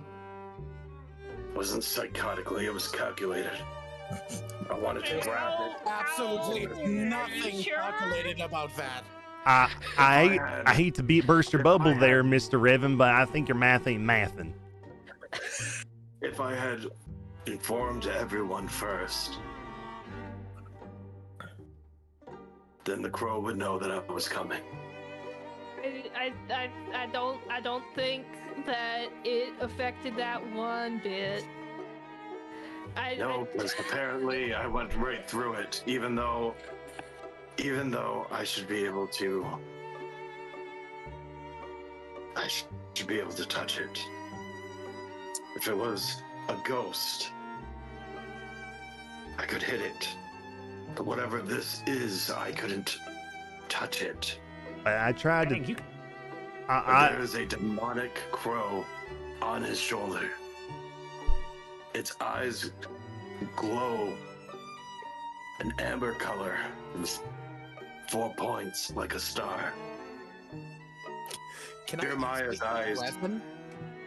Jeremiah's eyes glowed with the same light. Pardon? DM, can I insight check Revan? Yeah. Like, to the point, like, does he's like so adamant on this now. Let's see, insight. He's telling you the full truth. Okay. That's what he saw. Okay, that doesn't change Dr. Warren's opinion now that we have to go sleep out in the barn in the witching hour. And I thought if I could remove the crow, he would be saved. or he could have fallen apart. Yeah, like you have no idea, like what that could have done. Like, for all that we know, like that's just the mark of it on his person, and like I don't even know how to explain this, but like trying to remove curses from people isn't as simple as punching them sometimes. Like, I'm sure sometimes that works, but a lot of the time, if you just try and punch a thing, that ends up breaking the thing. I wasn't trying to punch it. I was trying to grab it. I wanted to grab it, capture it, and then have Morn figure out what the hell it is. You could have communicated that. Why didn't you just tell me? Because I didn't want to give up the element of surprise on it. Were we also gonna like take a look at him in private after dinner? Yeah. That's the main thing that Dr. Warren is like actually seething at, is now he's lost his opportunity like to analyze it fully before getting to Foxwell, so he's just like silently seething with. Do any of you know, was he human before? Or has he always been a scarecrow person? Pictures on the mantle seem to say that he was elven, Well, like that. I could tell you that he was indeed a real person. I did try to tell you before we left Wickamore Village that this is what's been happening to people. They go into the corn, and then this effigy comes out, just like what you saw. I didn't realize he was going to be here, but I guess it makes sense because everybody else goes back to where they used to be at. I guess it doesn't surprise me. I just didn't expect them to be here. I don't know if that's even them. Well, it doesn't look like him. I mean, From it what the looks like a crow- mockery of him. From what the crow was saying, said the Revan holds his head, trying to remember precisely. Do you want me It to was. tell you again what it said? Oh, sure. Or if you can type it to me or something. I was gonna go back later and listen to it again, but Yeah, no, I can tell you again. I'll just tell you because I'm sure you're gonna tell them, right? yes. Okay. Yeah. So what it said to you was, the crows sing, the fields remember. With every rustle of the stalks, every whispered secret I feed. Come now, let the stalks say your name. Let the crows sing your story. I will harvest what you hide.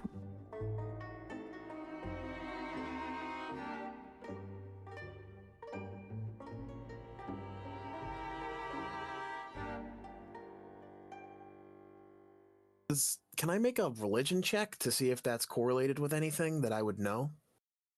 Sure.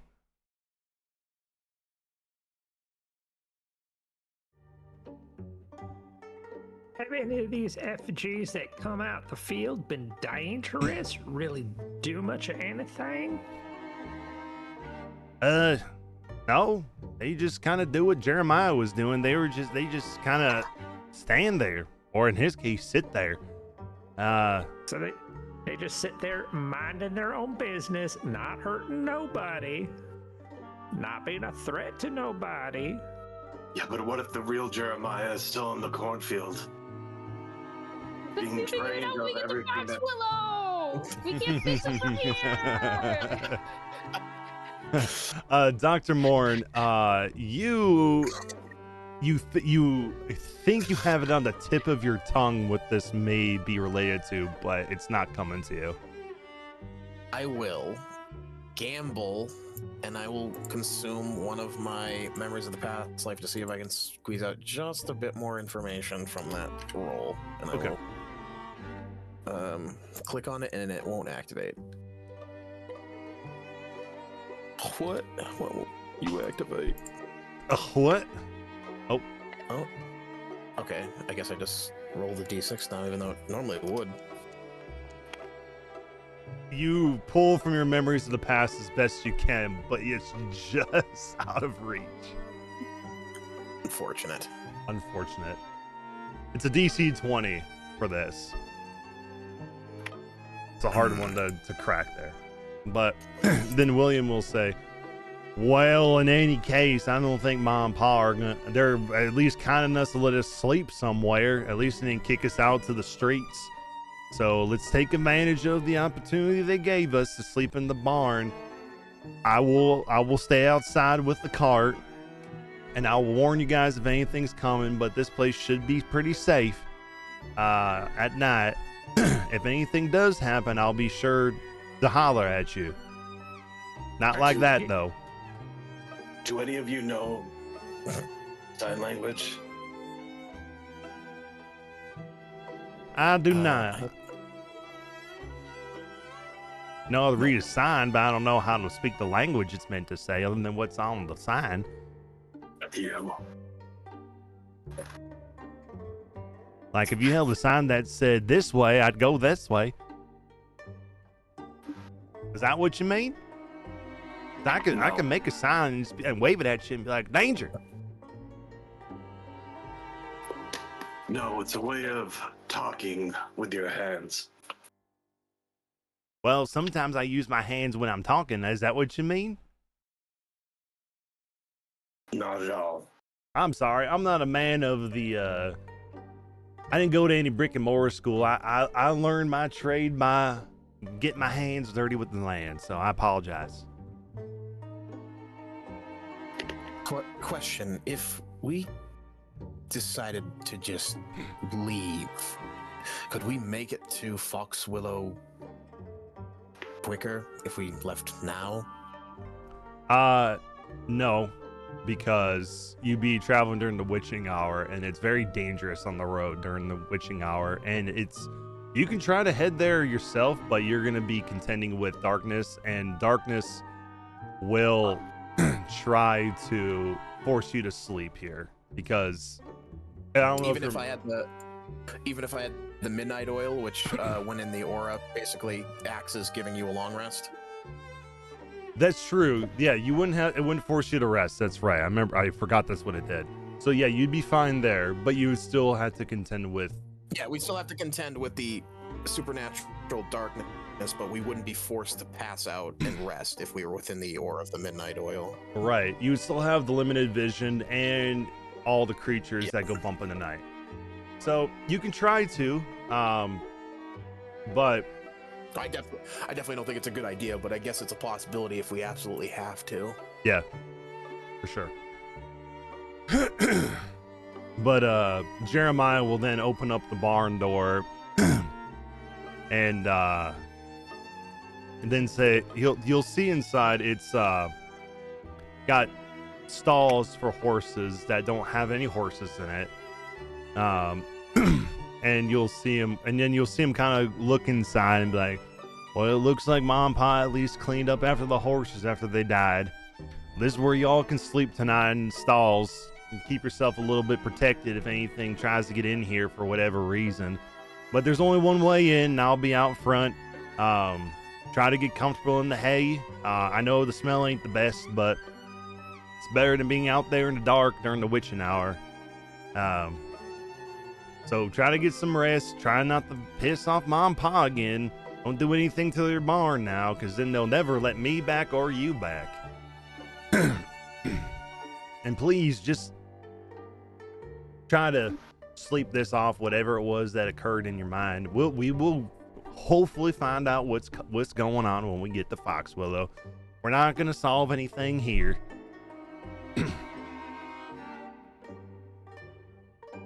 And if you wanted to learn more about Jeremiah, I think you've closed that door on yourself. I don't think Mom and Pa are going to let you get close to him. Sorry. I mean, look, it ain't your fault. You have certain tendencies, and I don't judge. But like I said, we have certain manners that we follow around here. Maybe not the same where you're from, but here, you respect your elders.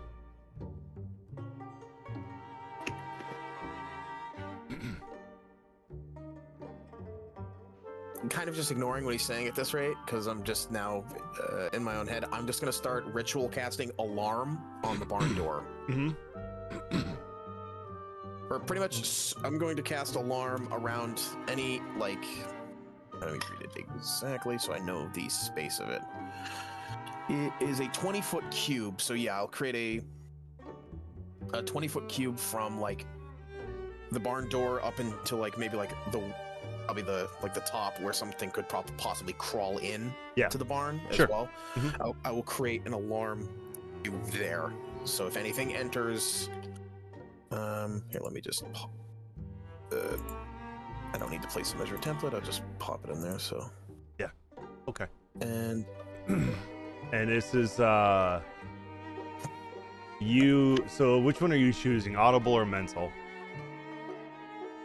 Audible, 100%. Okay, cool. So everybody can hear it. Okay, and then it's within 60 feet of the warded area. Cool, perfect. All right, cool. So, then what I'll do now, unless anyone's gonna do anything else before we go into a long rest, I was gonna throw Brenda onto the roof. Okay. Actually, I was also going to do the same thing. I'll just have Pox chill up there with Brenda. I'm also gonna 100% before we went into the barn grab my Wereweasel from the cart. Yeah. Okay. And I'll just shove him into the corner of a stall, close the door. You should cast alarm on the bag. Or put the bag in the alarm spot. What's... I at first don't... Well, is he out of the bag? Or not as far as I know.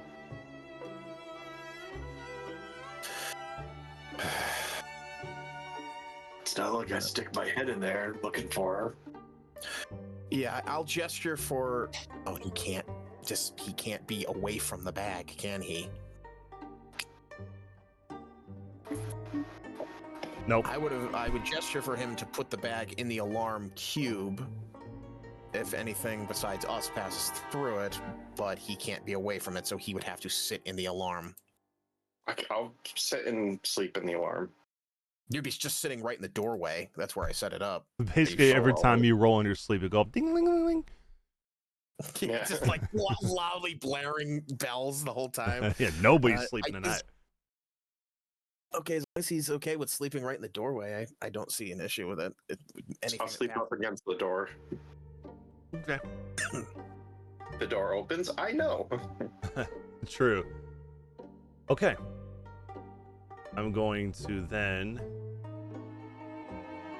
take Alder out of this long rest, all of you guys, so that way you guys can replenish all your stuff. You know, if you drink all Dr. Pepper, you gotta replenish.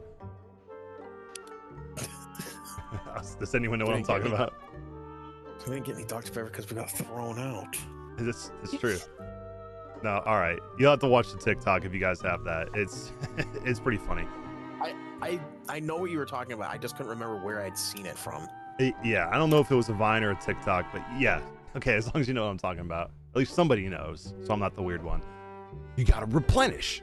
But anyway, so as you guys are sleeping here throughout the night, Revan, you obviously are sleeping in the doorway.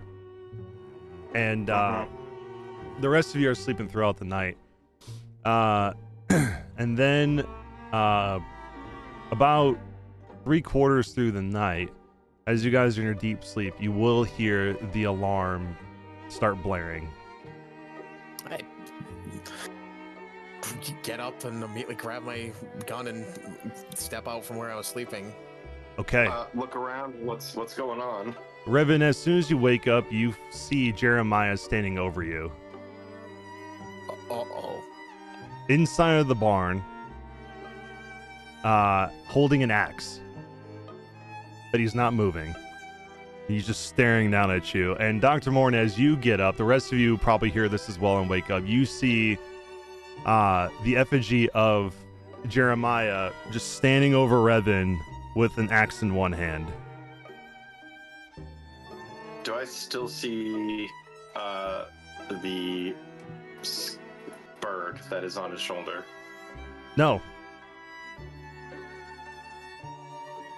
I want to slowly approach him with my rifle pointed at him, and I don't break eye contact, or like I don't break my cone of vision on Revan and him. And I want to kind of the alarm is loud enough that I would assume Clarence and Madeira can very audibly hear the ringing. Yes. Warn the crows somewhere else. I think I'm more worried about the current individual in front of you with the axe. I would get up and move now. Yeah, I'm gonna move outside of his reach. I'm gonna study my quarry again. Yeah. If he takes an attack against Revan, I will shoot him. Yep. So if he takes any sort of swing or attack against him, I am gonna take a shot at him. Yeah, for sure. And I'm gonna start snapping my fingers to have Pox fly in from the roof. Okay. Yeah. Pox will fly in and go back to you. Revan, as you exit away from him, he doesn't move at all. But as soon as you get out of that alarm, the alarm stops. And he's just standing there, still staring at where you were laying. Wait, when Revan exits the alarm, it stops? Yes. Oh. Can I inspect Revan? Yeah. Okay, what would that be?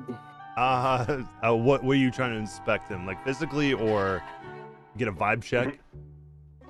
I think Madeira's trying to okay, so my thought is that this is a transmissible curse, but it's above table, but I think that Madeira would have a similar follow through, she'll my understanding is that, or what I think Madeira would think is that the crow is after Revan now, so she's looking for that crow to see if she can see him. So my understanding is that would be Arcana, but I could be wrong because she's looking for a curse. That's I don't know if that's too meta gamey, but that's what I think would be the thought process. So Sure. Yeah. Roll me Arcana then. Can I also? I was also going to ask. Arcana is what I thought of too. Actually, funny enough, can I also make a separate roll for Revan with Arcana? Yeah. I can't pull up my character token for some reason, or like whenever I try to pull up my character sheet, it pulls up the party token inventory thing. So I'm just Go gonna go down to the taskbar at the bottom, the one that pops up. See if your sheet's hiding in there.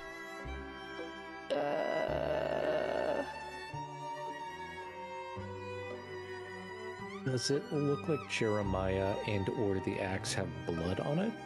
Nope. Okay. DM, I would like Omen to help me do a perception check looking for said crow. If you're gonna do that, I need you to do Arcana then. Do Arcana? Yes. Okay.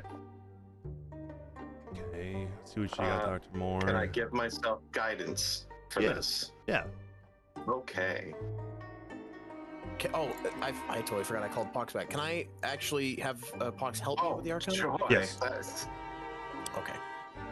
Wow, a Did 3. you roll for me? My Arcana is +7. Sorry. Yes, I can do that for you. 18. Okay, that's pretty okay. Dang, I didn't roll very well for you, Madeira. I apologize. It's okay. It's better than not being able to roll. That is true. All right. So Revan got a 3. Dr. Moore got an 18. Madeira got a 9. For you, Madeira, you're not quite sure what to make heads or tails of this curse thing. You're not even sure what Revan was saying entirely makes sense to you yet. So you're not even sure what you're looking for. Revan, you're so shocked by the fact he was standing over you when you woke up that you can't quite discern anything initially. But Dr. Morin, as soon as you try to look towards Revan to see if anything's going on, you don't notice anything about Revan, but you do catch out of the periphery something like an amber glow shining towards where Revan was. And when you look over, you can see a bit of a amber glow on like sort of like if it's shining behind something, behind this pumpkin head, and you see a crow perched on the scarecrow that's with the axe, but the crow is facing towards you. And you can see the amber eyes that Revan was talking about that look like the little like glowing 4-cornered star as it's staring at you. Okay, so I can now out of above table or in his head essentially he's like, okay, well now Revan is not, he still seems like crazy trying to explain that to the family, but now that I can actually see it myself, is it just watching, looking at me and looking at Revan and looking around, or does it look like it's focused on something specific? Looks like it's focused on you. Is it because I'm aiming the weapon at Jeremiah's? Because you're the only one who can see it right now. Oh, okay. So it's not like it's threatened. It just knows that I can see it. Yeah.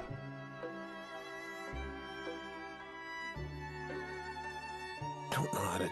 I mean, instinctually, he tried to assumedly attack Revan with an axe, so there's that, like, okay, we should probably dispose of this guy, but he also could possibly be fixed, so blowing his head off is probably not...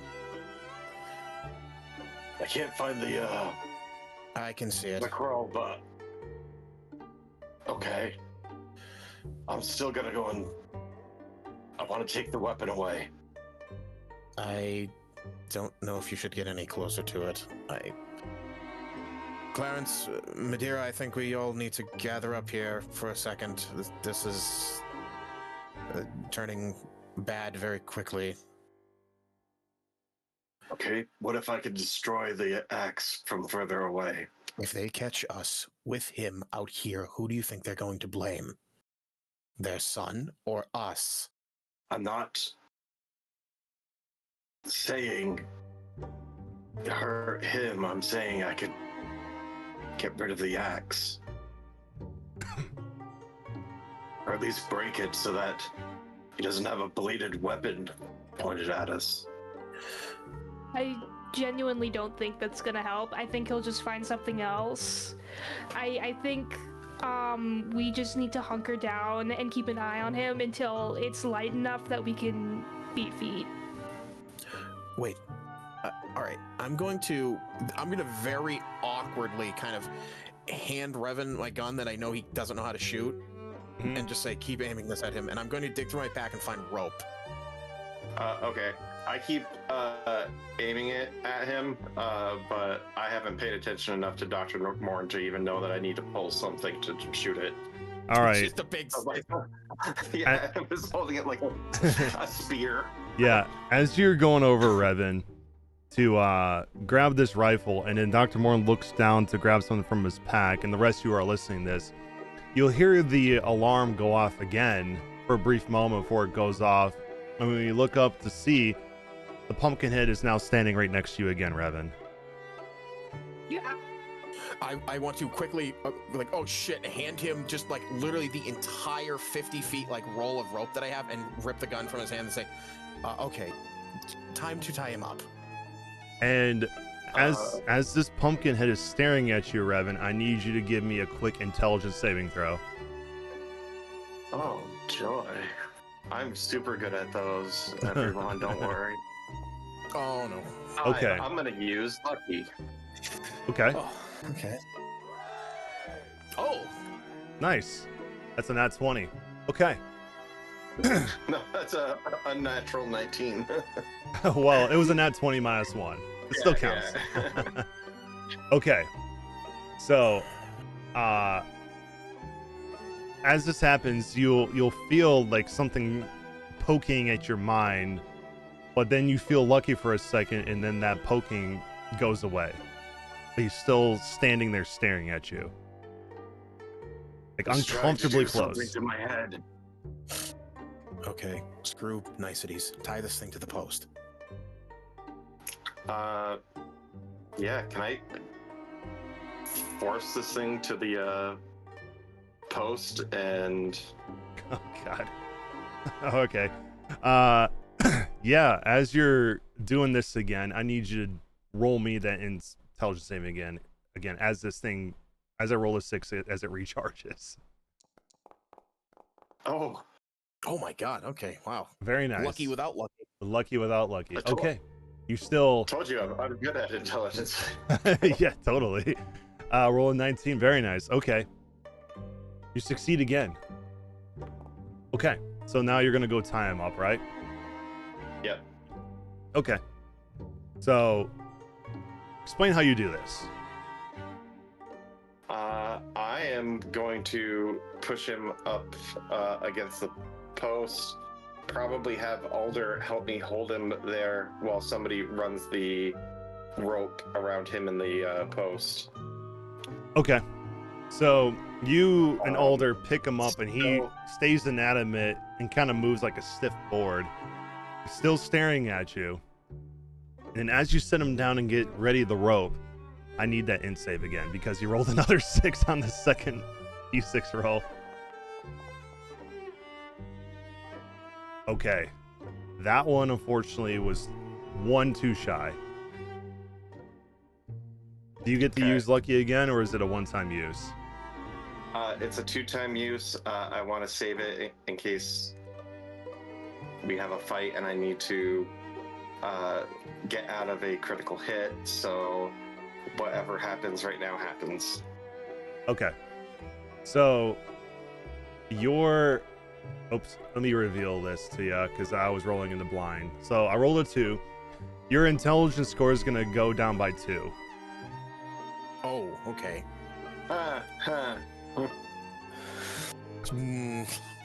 As you feel, as this happens, for a moment you're like, what was I doing? What was I about to just do? And you look down, you see the rope in your hands, and you're like, why do I have this in my hands? Revan, what are you doing? I just look around, look at the ceiling, look at the rope, drop the rope, look at my hand, examine my hand. Do I, like, have any idea what's happening to Revan, or is he just, like, he's just dropping the rope, and I think he's like under some kind of charm effect. Roll me Arcana. Alrighty.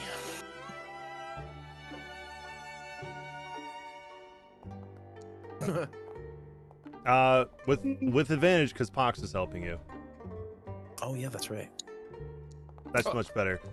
It seems like, based on the fact that he forgot what he just did, and he seems a little bit dumber than he was a moment ago. It seems like whatever this pumpkin is doing, it seems like it's consuming his memories. Oh, okay. And I know that now, right? Yeah, based on the fact that his most recent memory is gone, and he was like, "What am I doing? Why am I here?" That makes me in character. He would want to destroy this thing very quickly. Then consequences be damned if that's what this thing is actually doing. Okay. Everyone, stay away from this thing. Before you do the next thing, Revan, I need another intelligence saving throw because it rolled another 6. I've been rolling 6s. So this is -1 from whatever this is. Wow. Okay. Oh. All right. So your intelligence score is going to go down when we reveal this by another single point. So you should be at 5 now. I want to rush over to Revan and grab him. I'm assuming now he's like a drooling, like. Well, I would take a feathered finger and try to tickle more. I just grab him, just push his hand. Okay. Somebody help me! This thing is eating. I'm trying to explain while like forcing like him away from it. It's consuming his memory, his intellect. He's. I know Kung Fu. Madeira. Yeah, Madeira's. Oh, sorry. You can go. So, can we just throw him outside and shut the door and block it? Even just trying to get near this thing, look what it did to Revan. And I point to him like as I'm trying to like drag him away. Okay. Maybe I'll just close your eyes. And as like you're picking Revan up and you go to stand up and drag him out, you kind of feel you bump into something, and when you look behind you, Jeremiah is standing there now with his axe up. I'll drop. All right, screw this. I drop Revan. I put the gun underneath Jeremiah's pumpkin head, and I pull the trigger. Okay. So, as you put it underneath the pumpkin head, and you pull the trigger, you will see the pumpkin head explode, and all the bits of pumpkin go flying everywhere. Just as William opens the door, and you hear the alarm ring again as he sees you blow this head up. Yay! Do it again. Oh, shit. All right. Let me read this one more time to make sure. Yep. And yeah, you were stunned during this moment as well. I forgot to mention that you had the stun condition. But as this pumpkin head explodes, the stun condition goes away, but your intelligence stays the same. Okay, so yeah. I just do the Red Dead Redemption, just right a barrel under his head, just blow the pumpkin, and then right the door's opening. As I'm trying to hold Revan with one hand as he's like clapping his hands, and then I drop him. And... Oh shit! And then I swear, it's not what it looks like. Oh man. William will walk in and be like, "What have you done?" Your son tried to kill us. No pumpkin go boom. He'll take his straw hat off and put it on his chest as he looks down at the pumpkin head and says, and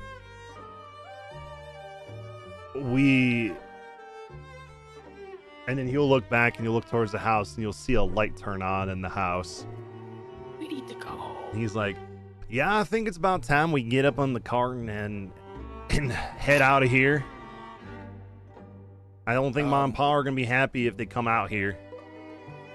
This is probably the first time the party would see Dr. Morn like actually flustered, realizing like this just quickly snowballed out of in his control completely. How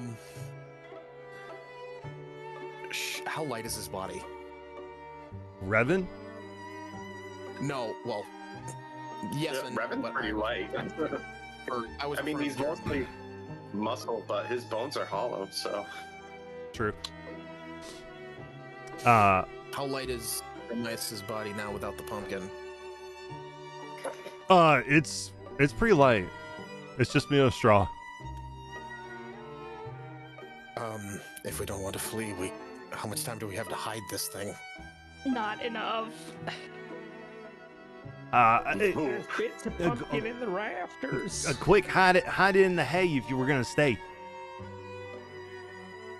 All right, above table. What are we doing above table? Are we fleeing? They truly believe that is their son, and I just blew his head off, and there's pumpkin all over the barn, and Revan has 5 intelligence, so he can't input in this conversation whatsoever. He's probably also capable of being deceptive if we try Yeah. I think we really only have an option to leave, honestly. Like, I'm really, really sorry for, what's his name, William? Yeah. He's never coming back here again, or he's never going to be invited here again. Like, we totally ruined this relationship with Mom and Pa. But, like, All right, okay. I'm still thinking his body. Okay. We're gonna flee to the cart. I'm grabbing my wereweasel and the body. All right. Actually, I'll hit. you need help. I would probably, yeah. Okay, but it was like, oh, we need to go. Do you need help? Because I feel like she doesn't have a ton of things, so she's just like, we need to get going as soon as possible. Help me with his body, Madeira. Just quickly fucking help. Just start running to the cart at this rate now. All right. You'll load up the scarecrow. Can I cast Alder will help Revan out. Elementalism? Yeah. I want to cast elementalism on the way, and I'm gonna roll a d4 to see the effect. Okay. Whoa. 3. I think that's exactly what I wanted, but not really wanted, because it's just gonna make things worse. Spells, elementalism. I beckon fire. Okay. And what do you do when you beckon fire? 5 foot cube right in the straw in the barn. Oh, lovely. Yeah. Oh my god! I don't have anything. Oh my god. No, screw No, here.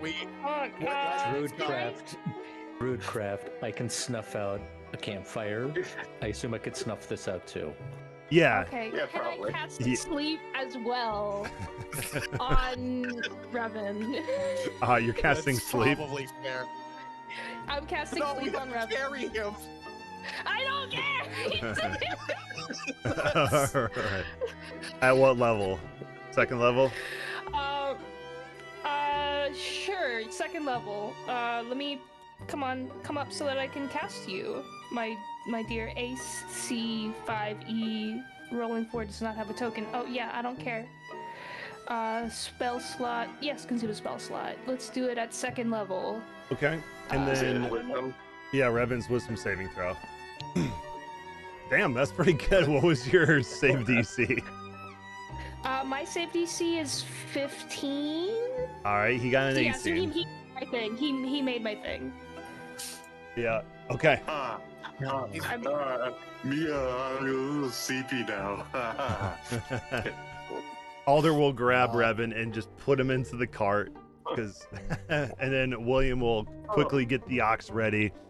And as you guys are getting up and loading in the cart, you'll see a Pa come out onto the porch in his pajamas that are just kind of like the button-up ones in the front, all blue. And then Ma come out with curls in her hair and a nightgown on. And Pa will have like a lantern out as he's looking out to see what the commotion is. And you'll see Ma behind him with a shotgun. Yep, let's get out of here. my Yep. God. I throw the remainder of Jeremias into the back of the wagon. I scuttle in with my wereweasel, and then I basically say, "Go, go, go, go!" All right, you'll see William quickly smack the reins as the ox starts going at a pretty decent speed, but oxes are not known to be super fast. And you'll see Ma and Pa will look at you guys and say, "What's going on here?" And she'll, like, as quick as she can, which is pretty quick for an old lady, go over to the barn to see what's going on. And then she'll, like, look around as Pa does a lantern in there. And then as you guys are turning out and going onto the main road, you'll hear Ma in a scream tone, but not super loud to you because you're far enough away. But you'll still hear her yelling out Jeremiah in this, like, otherworldly, guttural, like, horrified tone. As then you guys are going down the road, and you'll see the lantern start coming up the drive before you hear a shot come out.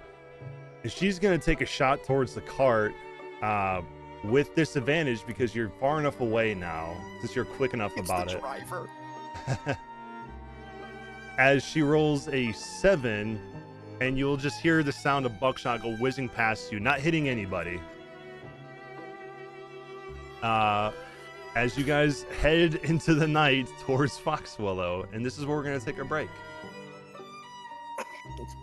Well, that could have gone better. You think so? Yay!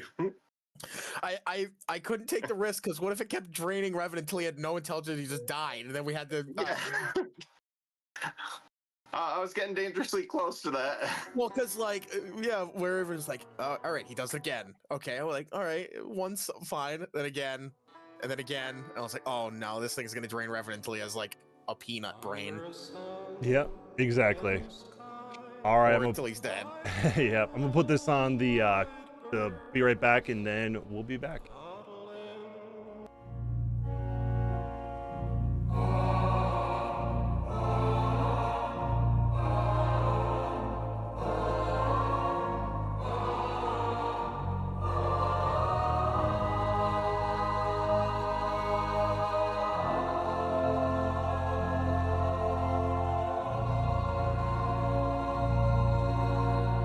Bear me under your shadow, sweet as night.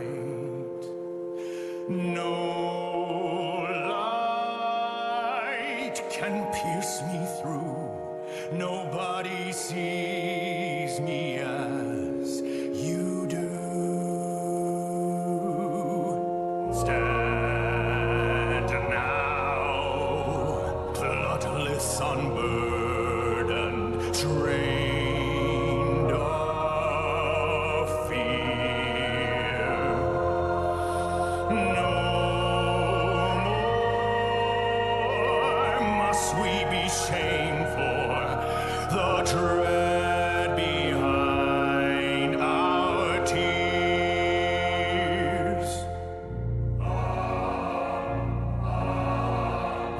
Hear me, trust me, see me, love me, fear me, judge me.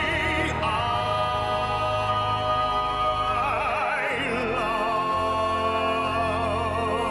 love you. Who else can know all of your pain? Who do you know could carry their shame as long as you have, but never again? For I am filled by endless love and suffering for you.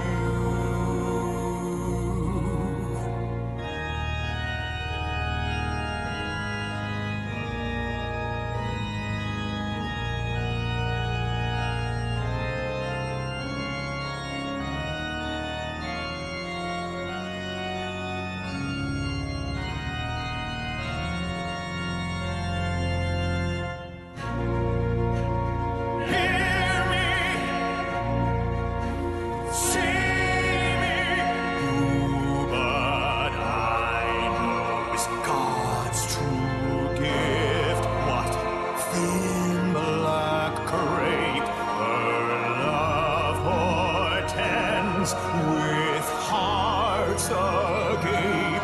Come, souls afflicted, I shall fill your house with all her cold and hollow truth. Bear me under your shadow, sweet as night. No more light shall pierce us through. No one can love you as I do.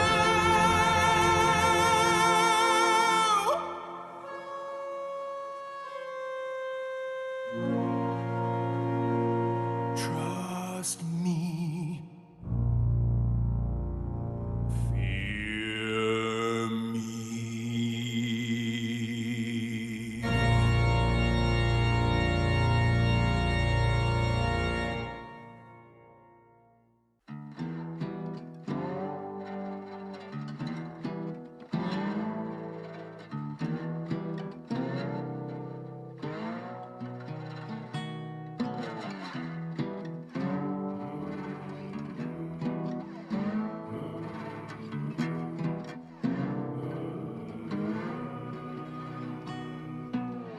Two roads with no beginning cross where the water's low.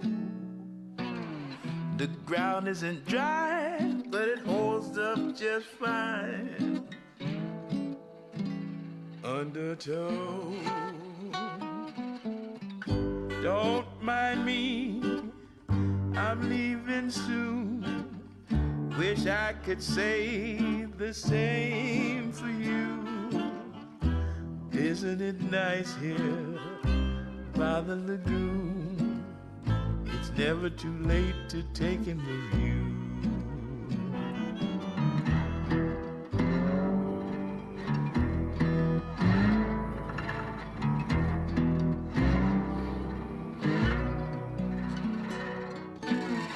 Now what's that gliding in the water? Blank eyes drifting above.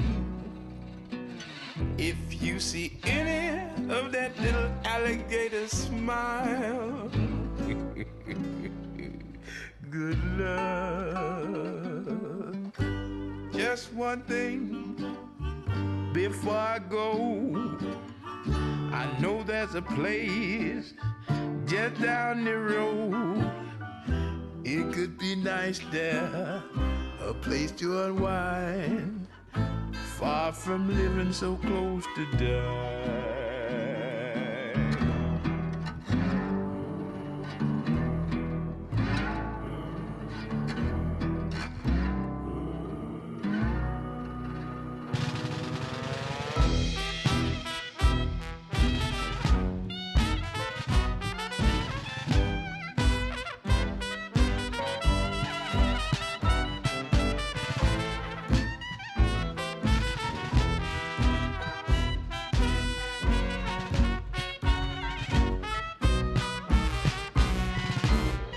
What kind of happiness would be your happiest?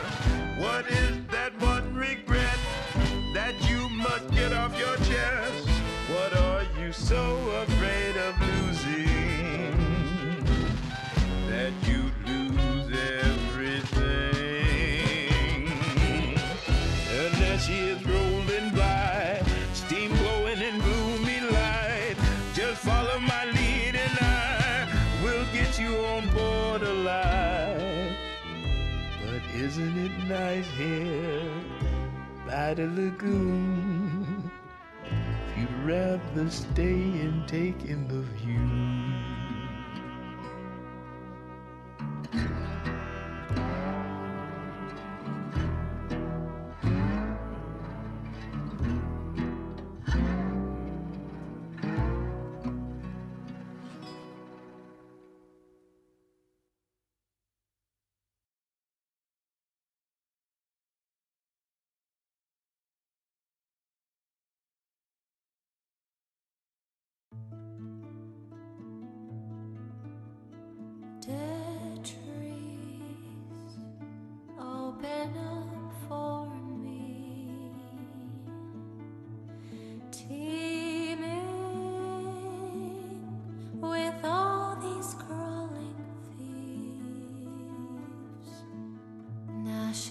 and scratching over your rotted rings.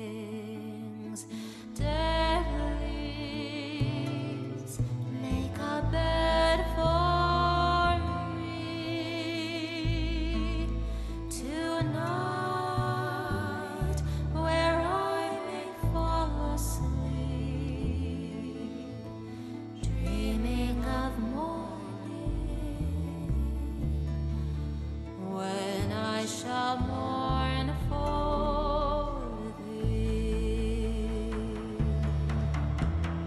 Judge me not for what I've become. There's nothing more left to be done. All that remains is long dead and gone. Heavy sighs the rusted breeze, dragging over sunken peat. Roses once blood bloomed, wither in ashen heaps. Buried all these fleshed dreams, no more fighting night with their heat, slack and receding, cold as the earth where they sleep. Judge me not, my jury of bones, glaring from eyes gray as stone. Justice in black seeps from her rotting throne. Judge me not for what I've become. There's nothing more left to be done. All that remains is long dead and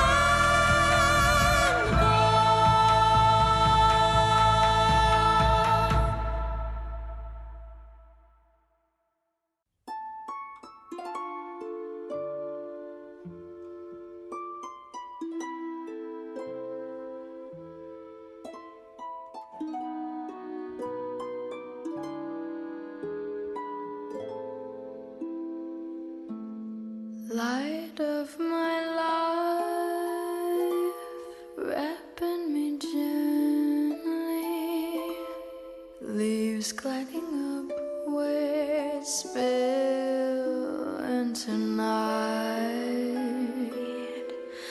I've loved the world, shaped by these shadows, held in a long sweet song of time, time spent with you under a sky framed by the trees, bursting with light.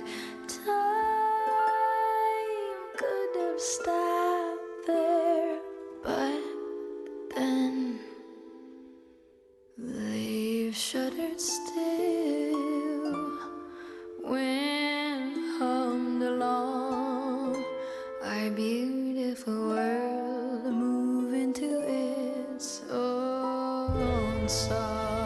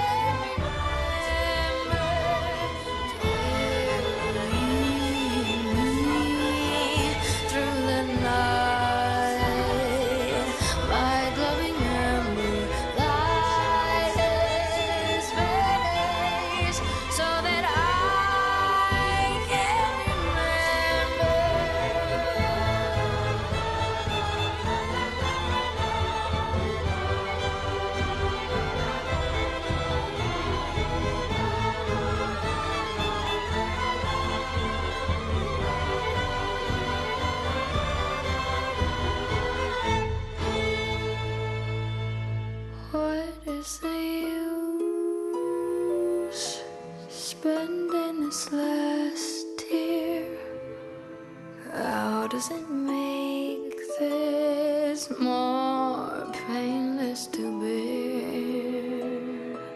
In a blink of an eye, I will be bone dry, drunk by the smoke-veiled flickering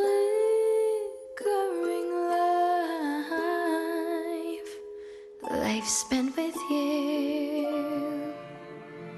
under a sky framed by the trees, bursting with light. Time should have stopped there, but then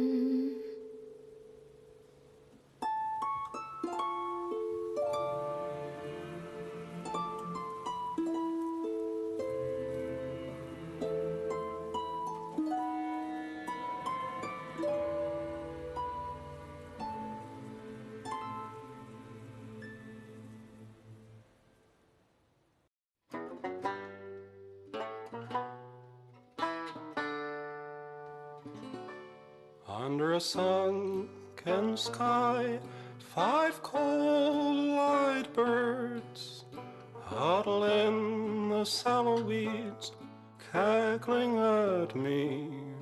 And it's times like these I hang my head and wonder why I never try to fight for myself.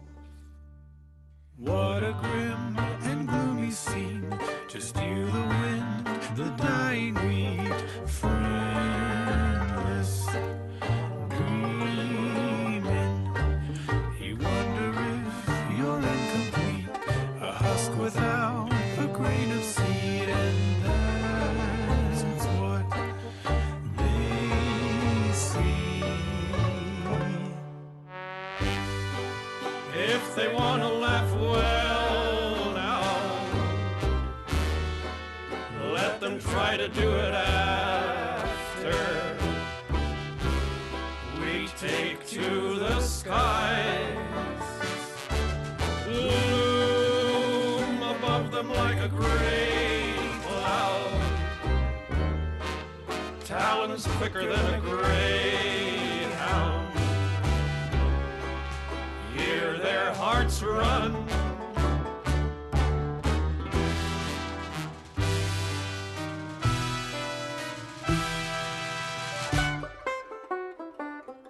Out of all the things I've seen and done, in the back of my worried mind, I've never tried one. Maybe this time I could make them see they've probably never met a threat as empty as me. If they want to laugh, well now, can they do it while they beg me to spare their souls? Funny how they keep singing, little empty bodies leaping to the snap of their bones.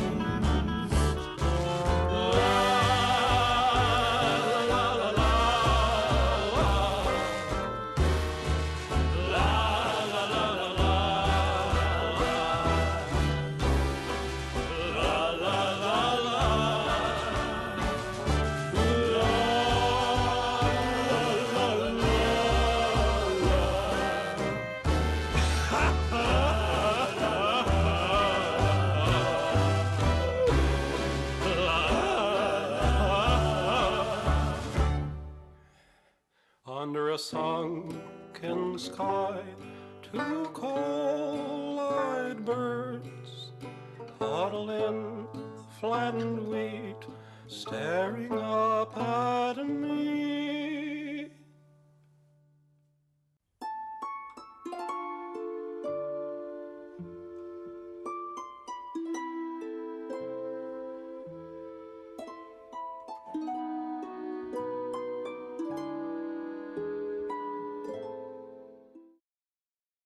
has a lower intelligence than an ape.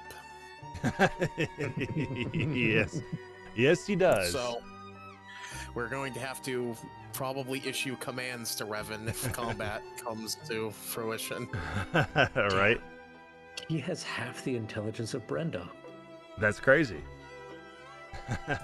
Wait, no fucking way. Brenda's got an intelligence of 10. That's, I mean, I don't doubt it, but that's She's a crazy. clever girl. I don't think there's anything in the D&D world that has a lower intelligence than him right now. Yeah. Wait, I think spiders have 2 intelligence. So Okay. you are smarter than a giant spider. Yeah. Hopefully there's no intellect of ours here, or else you're fucked. Yeah. It's very concerning that was the first thing. There's going to be a crooked intellect devour. I Yeah. cannot spell giant. Oh my god. Giants have 3, but a regular spider has 1. There you Okay, go. so he is smarter than a spider. Correct. Correct. That's good. You came close to being almost lower intelligence than a spider. Very true. All right. So you guys are going to push for about 2 hours through the witching hour. I should have mentioned this, not in the panic, but once we're away from the home and barn by a good distance, I'm going to pour the midnight oil into the lantern, and I'm going to hang it so it is behind him on the wagon, and the light covers a good portion of the wagon. It covers a 30-foot area around it. Yeah. Okay. So as long as we do not leave the light of the lantern, you will not be forced asleep. Okay. Perfect. And I will assume that from my inventory. All right. Real briefly, is there anything you guys are doing? Not so much during the witching hour portion, but while you guys are taking the next couple hours to get to Foxwillow now. I kind of just want to look to the party and kind of recuperate. I also sort of apologize. In Dr. Morin's mind, that was completely necessary at that rate because he understood what was happening to Revan very rapidly. But now he's put the party in a bad position. I mean, everything led up to that. So, Is there any of the pumpkin head left? No. Okay. while talking to the party, I would like to take out a knife and cut open the scarecrow body. Okay. Yeah. I want to apologize for what's about to happen if anything spills out, I'm gonna be sick. and I'll slice from top down and see what's up. Okay. You will cut open the scarecrow, and when you open it up, you find a bunch of straw. Okay. Can I do an investigation check to see if there's anything, maybe some runes, or so there's no organs, he doesn't spill out like all his intestines or anything like that. He is just a scarecrow. Right. Yeah. Yeah. Yeah, roll me Arcana to see if you notice anything magical about this thing still. Have Pox assist me with this, just to start ripping him apart even more to open more parts of him. 23. Okay, 23, perfect. You know without a shadow of a doubt, there is no more magic left in this scarecrow. I toss his body out of the moving wagon. The woman will look back and is like, at least have some respect. That was my friend. I don't think it was, if I'm going to be completely real with you. I think, when Revan is back to his normal self, I think Revan's theory of maybe this thing was merely a imitation of your friend. Well, I was kind of tossing the idea around. I wasn't sure what to do with these things when they were coming to town. All the rest of us in town, me, Martha, Jonah, we all have different ideas behind it. I was kind of on the fence of what we should do with them. I didn't know if we should get rid of them all or if we should leave or leave them where they are because they weren't really bothering nobody. I know that Jonah seems to think that we should keep them because they do resemble the people that we lost to the corn, but Martha thinks we need to get rid of every single one of them. Well, if they're anything like, well, the thing that looked like Jeremiah's, then they're dangerous. Well, they haven't been dangerous before. I mean, did he try to attack you in there? What happened? I'll look to Clarence and Madeira just to kind of corroborate my stories because he didn't see it. He, when we were resting in the barn, we awoke and he had an axe and was standing over Revan here. And when we tried to move away, he continued to aggress after Revan. And then he seemingly started to consume Revan's mind, his memories. I mean, he's not usually this, kind of gesture to him. I don't know what he's doing at the moment. No. Yeah. Yeah. He wasn't talking like that before. No, speaking of which, Clarence happened to be able to fix this. Would you perhaps some kind of restoration of his mind? I don't have anything on hand.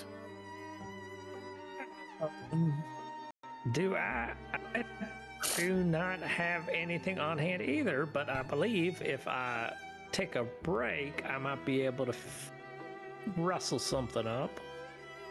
You think that maybe he just needs to sleep it off or something? I don't know. Maybe. I don't know. I've never heard of anything like that before. Consuming memories. How would one eat a memory? No. No, not nom. I don't think they were actually eating it. I think they were gaining some sort of power from it. They ate a short-term memory at first. He was trying to tie them to a post, and then he forgot what he was doing, and then it did it again, and, well, look at him. Can we go back to my temple? I want to see Sam. Oh, don't tell him I said Sam. His name is Samuel. You only say Samuel. That's very nice. Let's... What? I don't have anything to help restore him, actually. Well, why don't you take a rest there, Revan? See how you feel when you wake up. We still got a couple more hours till we get to Foxwillow. I'm afraid there's nobody here who can help you with whatever's going on. There's only 5 of us, and we're simple farm folk or butchers. And we don't have any doctors here. Not anymore, at least. This is beyond medicine. Yeah, it would seem so.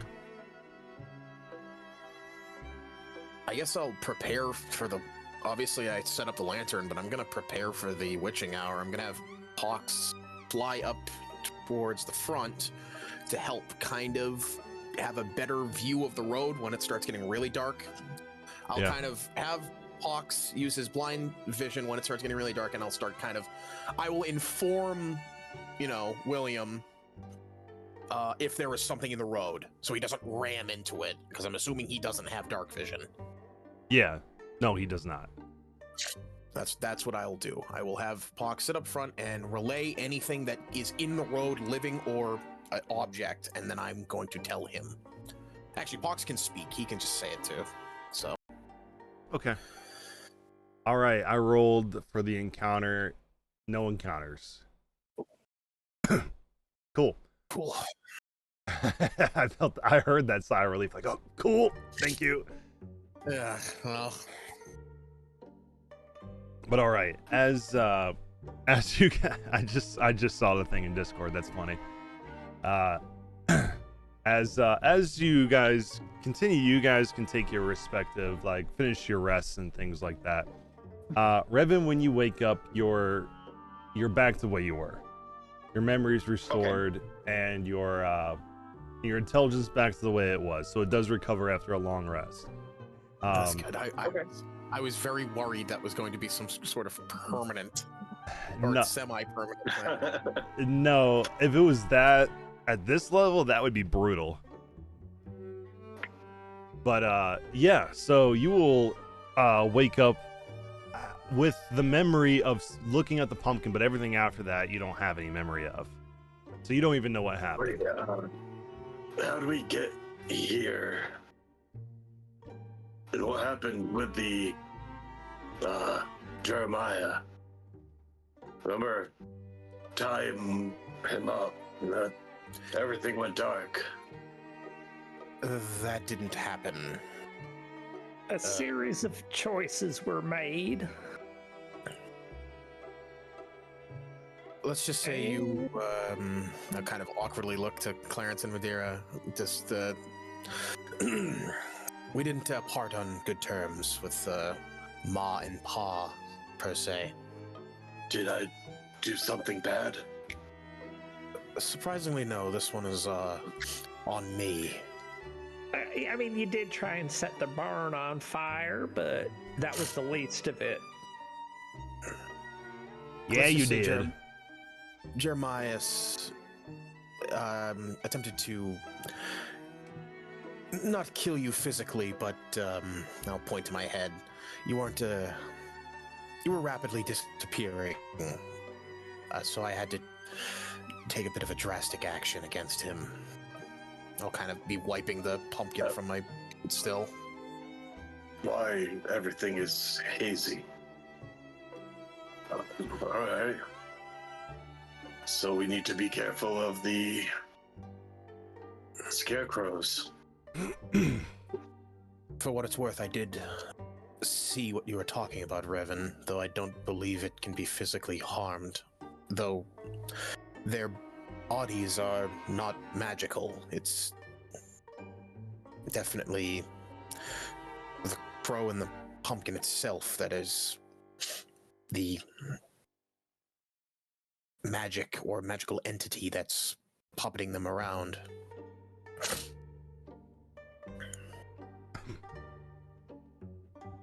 Huh.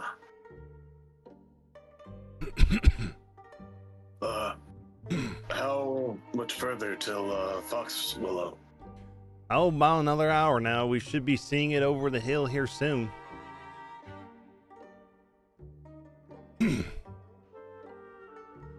Any last minute things you do before we get to Foxwillow here in the car?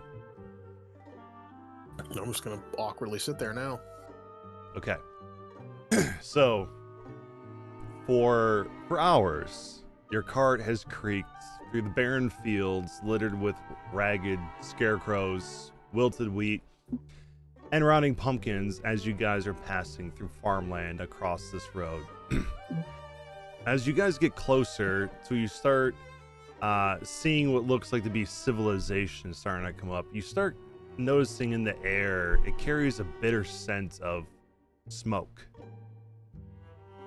And as you crest the hill, you start seeing a fiery glow that starts to consume the horizon in front of you. And as you crest this and William notices it, he sees it and he goes, uh-oh.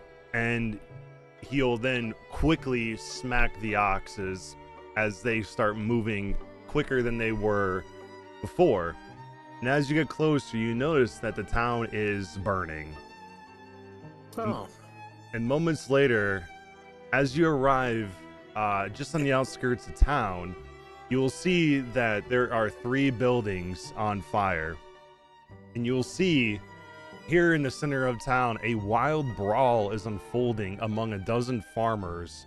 2 buildings, the town hall and a small shop, are engulfed in flames, set alight by a blazing windmill. As you see a windmill to the south of the village, as the windmill's turning, it's flinging fiery debris into the town. And which is, like I said, be able to put that out, would you? Wait, burning windmill. And as you guys quickly pull into the town square and see this brawl occurring, you guys will find yourselves here in the center of Magpie Square, as you see the... Oh, why is it... Let me configure this scene so you can actually see, because for some reason it has token vision on. I don't want that. Or fog expiration. Let me reset this real quick. Can you guys see anything now? I can see like a small circle, and then the rest is. Well, There we yeah, go. now I can see the whole thing. Okay. I like the this fire. fireworks. Yeah, that's what you were supposed to be able to see. And then you can see dozens of farmers fighting here. And as soon as you pull up, William will turn to you guys and say, "By the lady, we have to save Fox Willow." And we are going to go into initiative here as I change the music up. Before we start, I want to ask him one thing. I want to say, I thought you said there was only 5 of you. Yeah, that's the scarecrows. They're fighting. Oh. Okay, that's... They haven't done that before.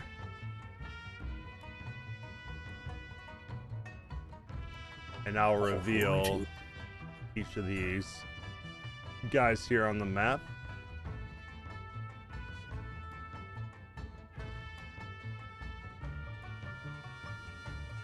Dang, William rolled really low. I wouldn't assume he was a fighter anyway. Right? I roll for Alder. And I just need a roll from Revan. Are we rolling for our familiars too? Yes, let me add them to the initiative as well. All right. And pull them on here. Morn, roll again. Oh, cool. Oh wow, she's Brenda's tiny on here. Roll again. It did not change. Why can't I roll again? Let me. Do I reroll initiative? Mine should be 18. You're at a 6. Let me reroll for you. You were at that reroll was a 3, so I'm gonna put you back up to 6. Okay. Okay. So everyone's rolled. Okay. I don't know why they're so tiny, but Brenda's right here. Omen's right here. And Pox Did mine not is right here. re-roll? Also, DM, the homunculus servant. You did, it's a 14. From the archer just does not have a stat block I can pull up in this. Okay. So I have it open on D&D Beyond. I can like send you what it can do. Yeah, I can view what it can do in here, but I can't place anything, even though it's supposed to be like a familiar as well. Yeah, this is gonna be a bit of a dynamic initiative thing because we're on like a map here that's not like a combat map. So just tell me what you want your homunculus to do, and then I'll make it happen. Okay. Okay, that's. I just want to let you know. Yeah, I appreciate it. All right, we'll start with the pumpkin head that is over here. Let me switch this to this view so you guys can see it. Over here, you can see there are 3 pumpkin heads over by the town hall that are smashing chairs over each other. That is, they end their turn. Clarence.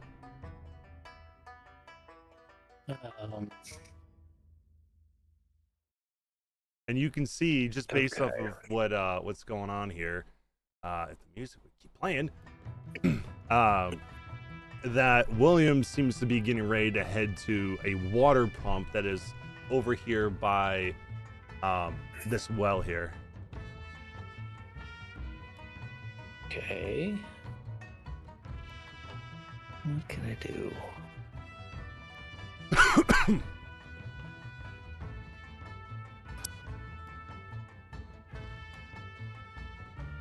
Light more buildings on fire. I'll go over to the well as well. Okay. Yeah. And try and draw up a bucket of water. Yeah. Yeah, it would just take an action to draw up a bucket of water, and it'll get you 2 buckets, which are each a gallon. You can do that as a full action. And then I guess can I pass it to other characters? Yeah. Or would that require another action? Okay. Yeah, I no, will you can give do a that. bucket to Alder and a bucket to Revan. Okay, perfect. You'll give a bucket to Alder and Revan. I'll move you up here so you're by the well. Okay. Is that everything for you? Yes. All right, perfect. All right, these pumpkin heads right here, there are also 3 of them here, and they're hurling each other about and kicking up the mud in the streets. So for those of you that are in this area directly around them, that is considered difficult terrain. Okay. And each of these squares is about 30 feet. So realize that it's going to take like 2 squares to go a dash. So if I remember correctly, yeah, it's 30 feet to get 2 squares. Sorry. So you can get 4 squares away for a full dash, if that makes sense. 15-foot squares. Okay, they're going to be hurling each other and kicking up mud. That's their turns. These ones over here, there are 2 of them here. And they are, they're tossing bottles and bags of cornmeal about while the building is burning all around them. They're just kind of standing in front and just tossing bags of cornmeal around. All right, that's their turn. Revan. I don't know what you want me to do with this bucket, but You can run real fast.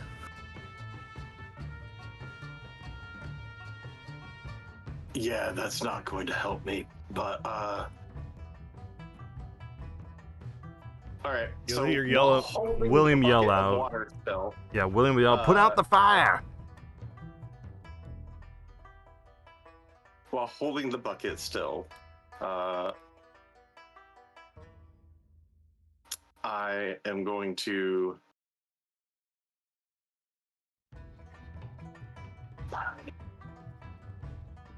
Oh, there's the music. I thought it was I can't. on my end for a second. I gotta get around people.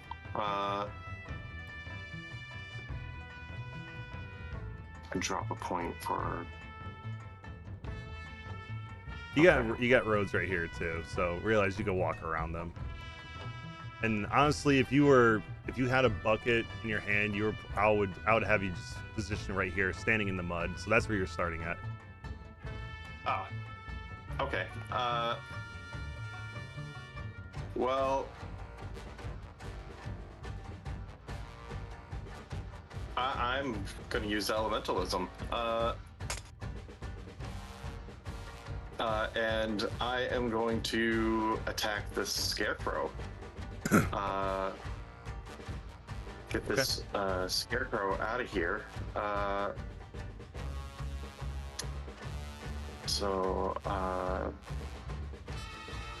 Martial arts. I'm not going to enter rage mode right now. Okay. I don't know why I just did that. Done the wrong thing. There we go. A punch. I did not target. There we go. You did not. There you go.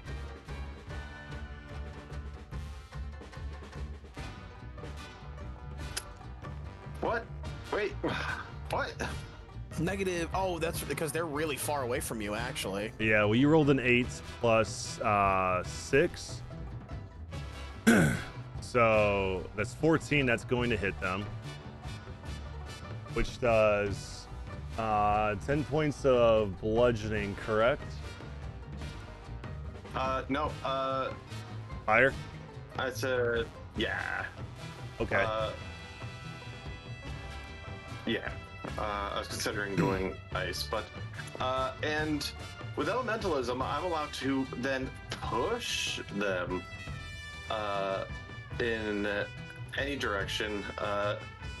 10 feet. They need to make a strength savings throw. All right, this is gonna be from one of them because there are 3 of them standing here, just 1 token to represent them. So strength saving throw, they get a 22. Okay. I don't move them at all. Okay. So as and then Oh, okay. Yeah, so I will say this. You can keep going, but as you punch them with this fiery punch and you catch this one on fire doing 20 points of damage because they are vulnerable to fire, you'll see the rest of them in the town as they're frolicking about fighting each other. You'll see them stop and they will all turn towards you. Continue what you're doing. Okay. There's more of them than I thought. I'm going to enter rage and continue what I'm doing. Okay. There's about 8 of them. Well, there's more. They're just not doing anything. These 8 are out here causing a bunch of silliness. But all right, so that will definitely hit them, which will be 16 points of fire damage.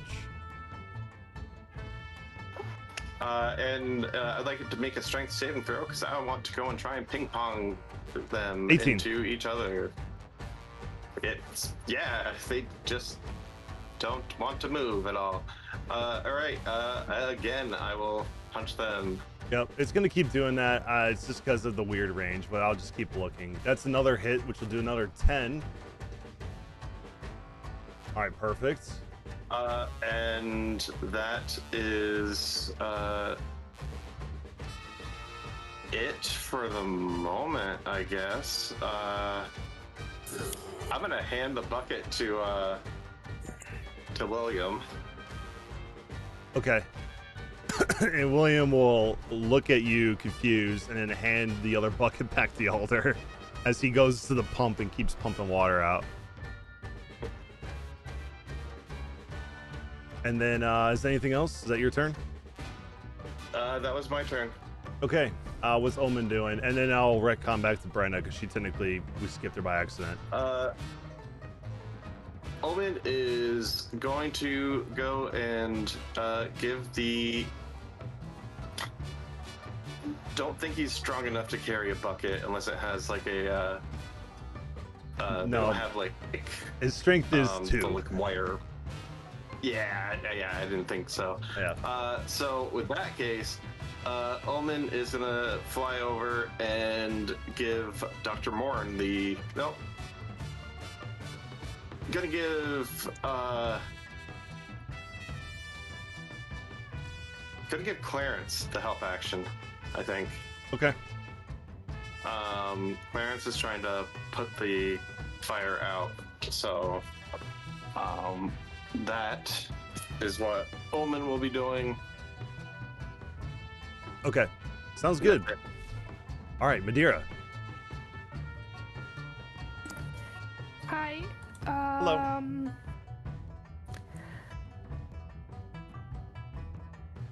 Yeah, I don't have anything that makes water, so I'm just gonna help with the buckets, I guess. And like... Okay. Yeah, I don't know. You wanna pump some more, get 2 more buckets out? Sure. Okay. Sounds good.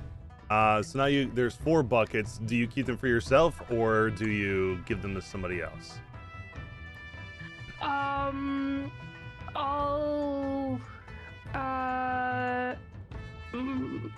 I'll help carry them, I guess. So I'll leave them by the pump and then take full buckets, or take a full bucket and try and carry it to the on fire building. I guess I'm not gonna reach it soon, but Yeah, you'll get this far. Oh. Sorry, I'm gonna move you for a second, Clarence. You'll get the right. Do what there you go. You'll get to right there. that's fine. Okay, on the next turn you'll reach the building. Alrighty, sounds like a plan. Okay. That'll be your turn then. Dr. Morn. So none of the pumpkin heads, the scarecrows, are actually killing anyone, right? They're not. No, they were just like fighting each They set other. the buildings on fire, but they were just attacking and causing mayhem in the town, right? Yeah, they were just causing mayhem in the town as mayhem was ensuing. Realistically, do these buildings actually look salvageable? Like if we put them out? Yeah. They do. Okay. Then I'm gonna have my homunculus servant, who has arms and can fly. Can he grab? Is it to carry the bucket strength? Yeah, as long as his strength scores Technically- above 10, then he can carry one. It is not above 10. Okay. Okay, then I will do something else. Can I make an insight check that if we attempt to approach the buildings that they are in front of that are on fire, will they retaliate? Go ahead and roll insight. Free action. Cool. 'Cause that's my main concern is people are going to run up and then they're just going to jump them. Yep. With a 12, you don't really know if they're gonna attack you or not, but they seem to have their attention's been drawn to Revan since he attacked the ones closest to you guys. So it's a 50-50 of if they're going to attack or not based on a 12. Okay. I'm gonna actually try and get a more sure answer, and I'm gonna use one of my memories from the past life just to 100% know. Yeah. So confirm that. Roll a d6. Hopefully not roll a 1. They are going to attack. If you get close to the buildings that are on fire. They're going to attack you regardless of where you're at now. All right, that 100% changes what I'm going to do. I am going to take a shot at one of them from this crowd that is in front of that building. Yep, that's where 2 of them are. And I will struggle to open my character sheet. There we go. That is... And I'm going to have my homunculus. I'm going to have my homunculus servant. I believe it can give me the help action. It hasn't been his turn yet. Oh, you're talking about your other homunculus. Yeah, you're not talking about Pox. Yeah, not Pox. My robot. Yeah, he should. Okay, then I'm going to do that. He's going to basically clasp onto the gun and give me a bit of a better chance of hitting him. Let me check the range to see if I can actually shoot him. I can. Yep. As a bonus action, you should be able to make it attack with its little laser thing. I don't think the range.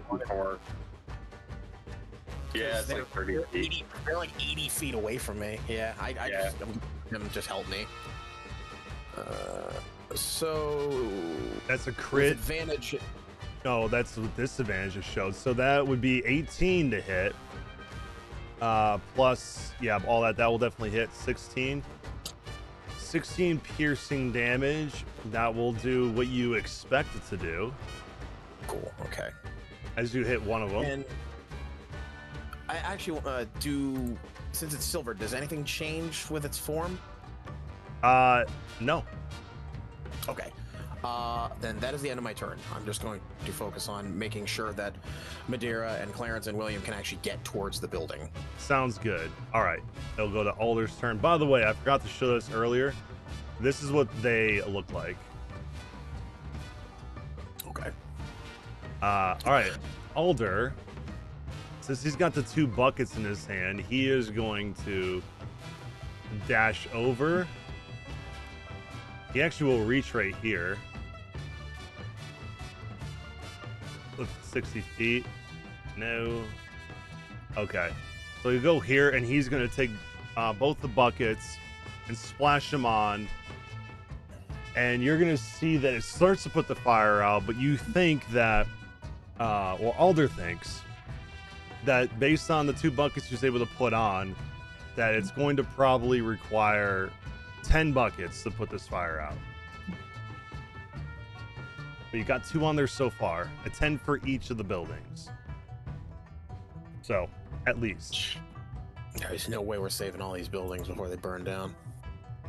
You never know. Well, if I can get rid of the pumpkins, I can switch to ice and start pummeling the buildings. That's true, too. The windmill's screwed. I don't know if any of us can make it 150 feet. Never know. But all right, Pox's turn. All right. He also is not strong enough to carry a bucket, unfortunately. Right. So he is going to... What's the distance he can fly? 40 feet. He's going to dash over to here and perch himself up on the roof. No, I do not want to attack of opportunity him. And for right now, that's going to be his action. He's just going to perch up on the roof. Okay, perfect. He's closer on his next turn to help someone. Yeah, all right. William Lodge is going to go also start pumping water. He's going to scoot over a little bit. Hopefully you don't opportunity attack him. And then and then he's going to pump out 2 more buckets and put them next to the well for more people to grab them. So you guys have put 2 on. You have 2 in Madeiro's hands and 2 more waiting by the well. So that's a total of 6 at the moment. That'll be William's turn. All right, these pumpkin heads right here are going to move up 30 feet to right here, heading towards this area, and end their turn there. Clarence.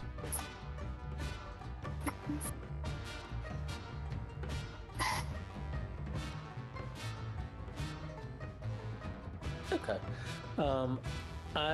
Clarence is going to pick up the 2 buckets that William just set down and head 60 feet towards Alder. Okay. And they are not going to attack you as you run by. Hopefully Pox doesn't attack either.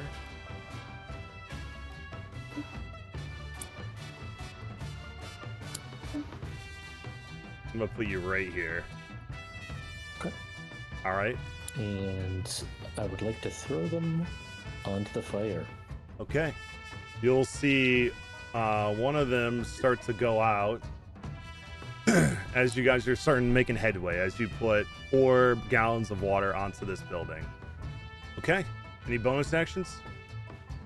No. Okay. Perfect. All right, Brenda. What's she gonna do? She will come up to William and give moral support.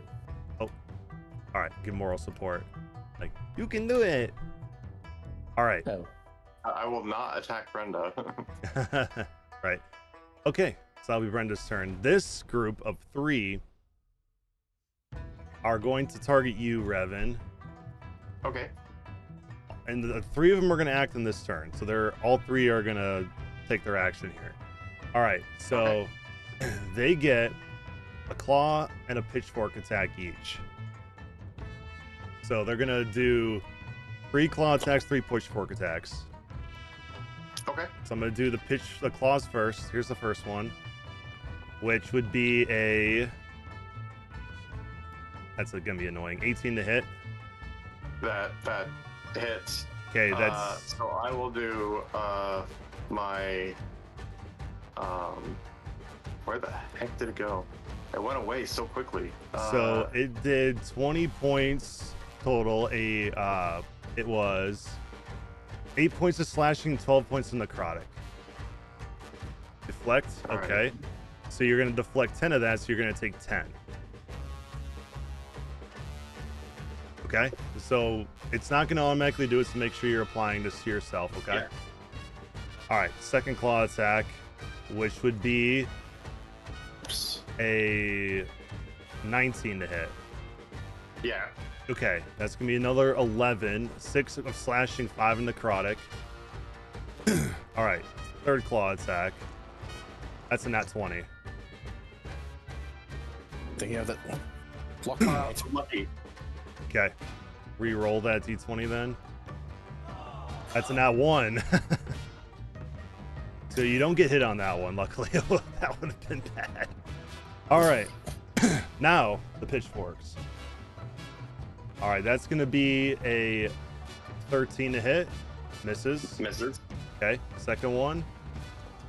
That's going to be a 17. Misses. Okay, third one. That's going to be a hot 7. Misses. Okay. So then I'm going to throw this in here. I don't know if you can see this. So it says the pumpkin heads makes 1 claw attack and 1 pitchfork attack each, and it can use its personality consumption if available.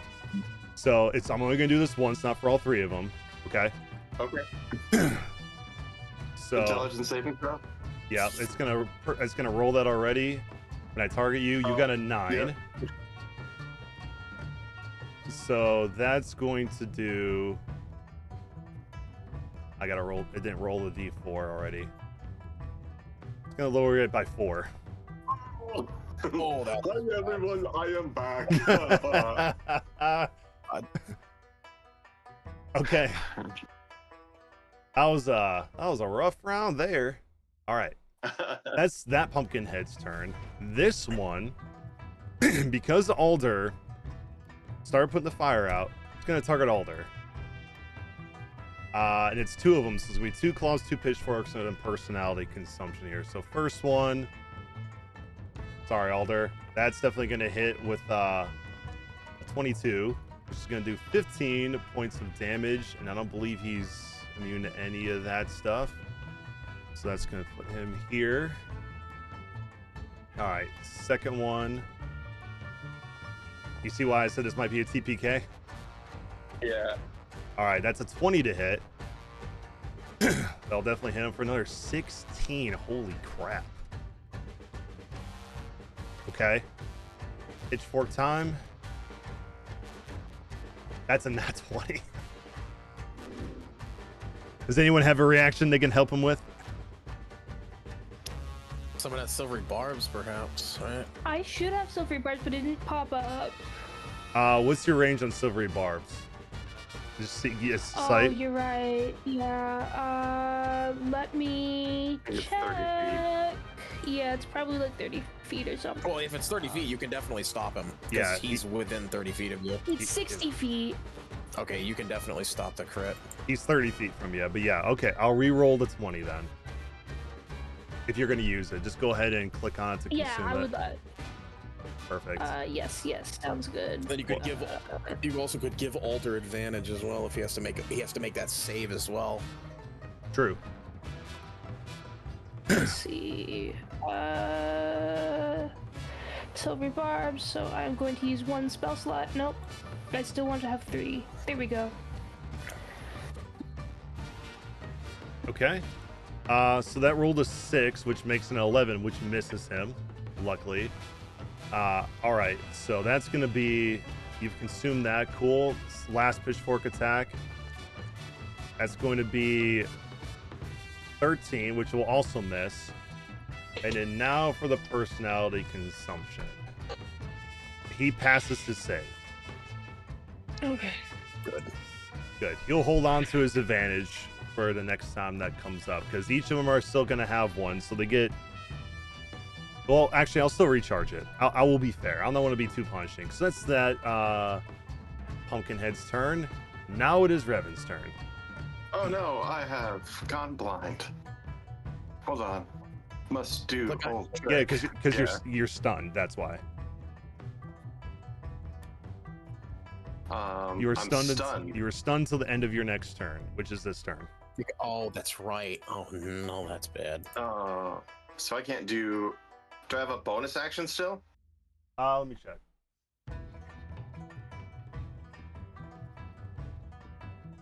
You have the incapacitated condition. You cannot take any action, bonus action, or reaction. Okay. Can I talk?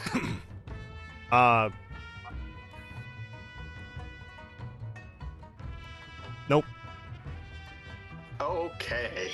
That is really bad. Yeah, because incapacitated says you have you can't take any actions, you lose concentration, you're speechless, and if you were stunned before this, you'd have disadvantage on the initiative, so you would have been surprised. So you can't do anything. Okay. I have an app for that, maybe. All right, so I'm assuming that's your turn then. Yeah. Can't do nothing. All right. Omen. So Omen let me Only got a- let me now take the stun condition off of you because now it's gone because it's the end of your turn.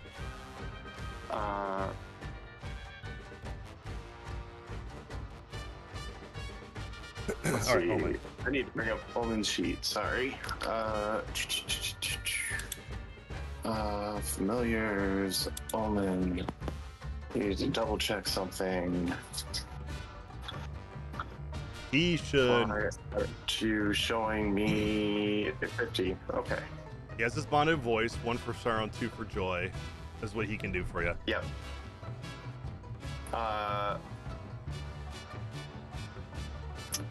Is it plausible for him to grab a potion off my person with his feet? Yeah. Okay.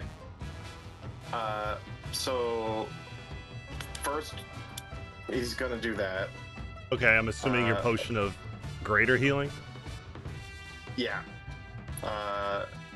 Even though I wanted to wait to use it on Older, I got to. And if he does this as a full round action, It's full healing, so that would be 16. okay, so I'm going to just click it to consume it. Yep. But I will. So you should be at 22. It's 16, and then going to fly. That is 45 feet right there. Yep. And remember, he does, as a bonus action, he can use his bonded voice. Yeah, that is what I was going to do. Okay. I want to make sure you didn't forget that was a bonus action. Okay. Get to there. Oh, I gotta wait for. He's got flyby. I don't know why it's proccing. Yeah, that's fine. Sorry, I was rolling that D6 for the windmill there. I forgot to do that at the beginning of the turn, but nothing changed. Okay. Skill, gonna get to there. Well, to when it. Someday it will go. There we go. Yeah. Get to there. All the opportunity And, attacks. He's gonna yell, Mr. Clarence, of boo-boos. All right, Clarence is actually not here to hear you say that. Oh, He no. stepped away. We'll tell him afterwards. Yep. Yep. That is his Omen's turn. Okay, Madeira. Gonna keep running towards the building, and I'm gonna throw the buckets on it. Okay. That is gonna run me up against the scarecrow guy, though. Yep. They won't. They won't attack you until after you've done this. You've noticed that they're attacking people who are trying to actually put the fire out or attack them. Cleo. All right, so you'll put 2 more buckets on there. That's a total of 6 gallons so far. You're seeing the fire going out. Okay, and now this set of pumpkin heads will turn their attention towards you as you do that. Okay, anything else? Nope, that was my action. I don't think I have a bonus. Well, I have a bonus action, but I don't think I can do anything with it. And I used my movement, so I am good. Okay. Thank you, though. No problem. All right, Dr. Morin. Oh, hold on, I gotta do the little trick so I'm not blind anymore. There we go. All right, so I'm going to hop off the cart.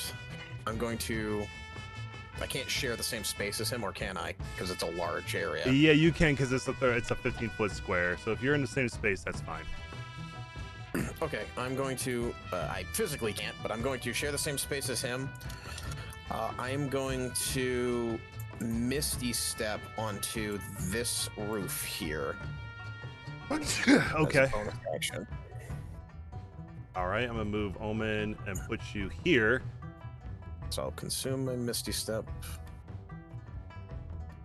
There we go. Oh, there's an animation for it. That's cool. And now I'm going to check something. That's unfortunate. Okay. I'm going to then. So I wanted to ask about the 2024 rules for casting a spell. The Misty Step didn't consume a spell slot. Can I still cast my Bless if that's the case as my action? I believe so. Yeah, I'm fine with that. Okay. Then I'm going to cast Bless on myself. And I want to cast it on Madeira and Revan as well. Okay. How do I do that? I know you have to hold shift and click them before I cast it. I mistakenly only targeted myself. Yeah, that's okay. Yeah, shift T. There you go. And yourself. Just cast it again without consuming a spell slot. Yeah. Okay. You have Bless on you. Oh, target yourself again. Oh, okay, you're good. Never mind. There we go. Yep. That is my turn. Okay. I already used my bonus action, right? Yeah, okay, that's my turn. Okay, perfect. All right, Alder. No bucket in hand. His first thing he's going to do, as a full action, he is going to consume one of his healing potions, which would be, it's 2d4 plus 2, so that's 10. So he's going to put him back up to this. And then as a bonus action, I believe he would do his Wood Woes to bring his AC up to 18. So we'll put him at 18. We'll just, it's the actual attacks don't actually do anything. So he's at 18, and that would be his turn. Okay, Pox. Pox is going to first measure to see if he can get to Alder. He can actually. Yes, he would fly. No, I don't want to attack of opportunity him. I tried to add 2 to Pox's inventory earlier, but I could only add 1 potion at a time, it seems. Yeah. But I wanted to give him 2. I don't know if you want to be okay with that, or if you want him to just have the 1. Yeah, that's fine. You can have the 2. Okay, full action. I want to give him the healing potion, so he heals 10. Okay. That would. And then Yep. Okay. And then as a bonus action, I want to administer the other healing potion to him and roll it. Okay.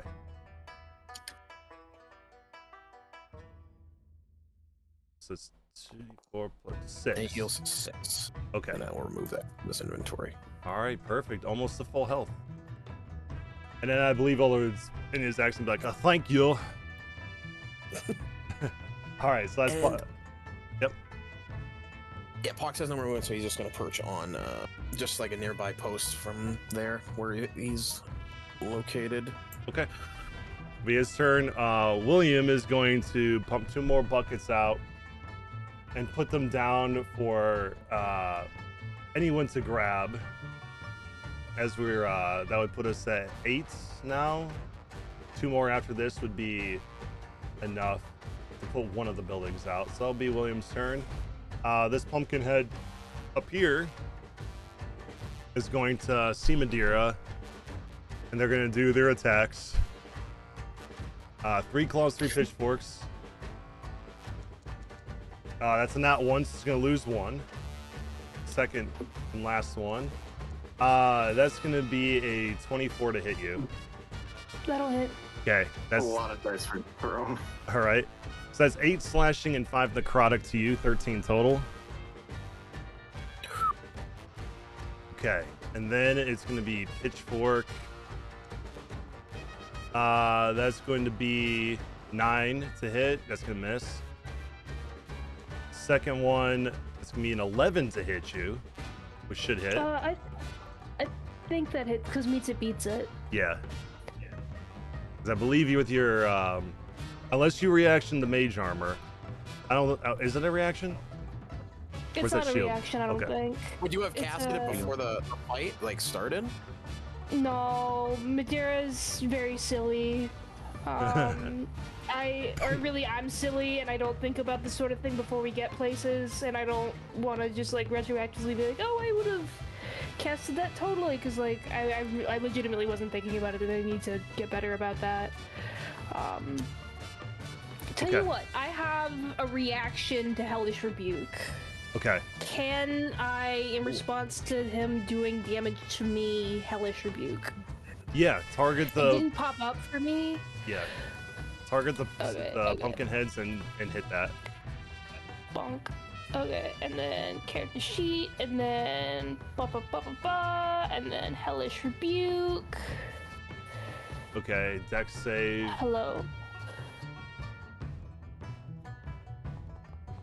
They got a 12. I believe my DC is a 15. Perfect. Okay. Roll 2d10 for fire damage then. Okie dokie. It did not take my spell slot. Come on, pop up. You know you want to. Boo boo boo. So I will just mark off a spell slot. Come on, go away. And then 2d10. So I'm going to the chat, and then that's a d12. That's d10.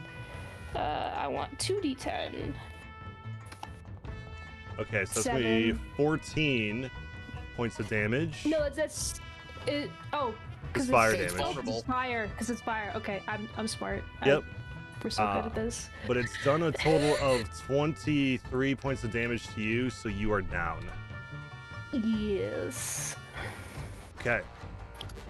And then the pumpkin head is then going to, after that, it is going to,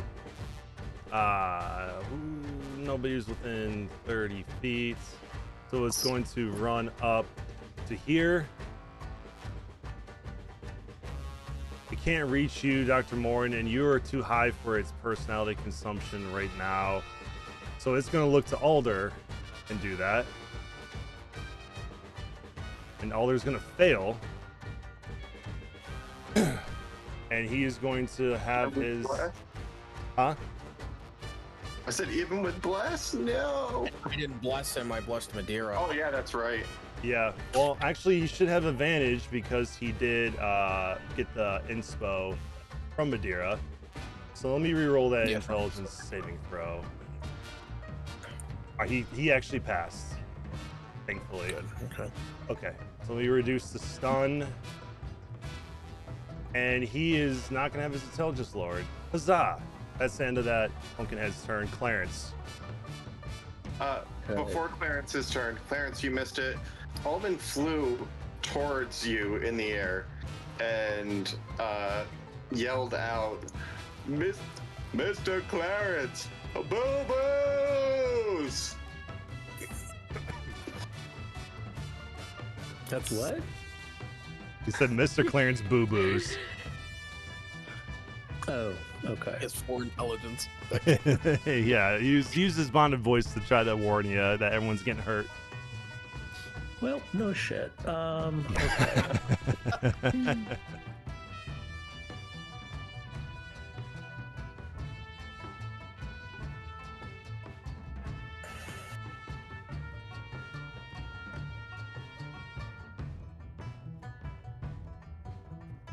Now, we'll say this. While you're thinking about this, give me a quick perception check.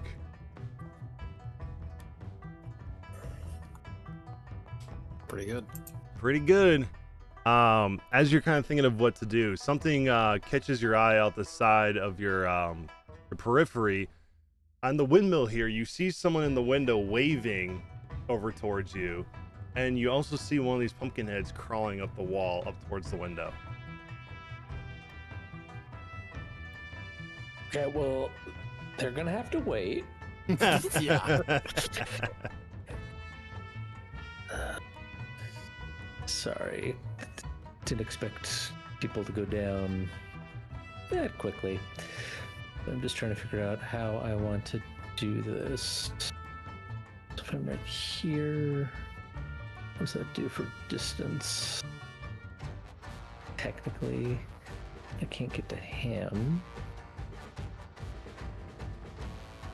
right here. 30, 30, 30.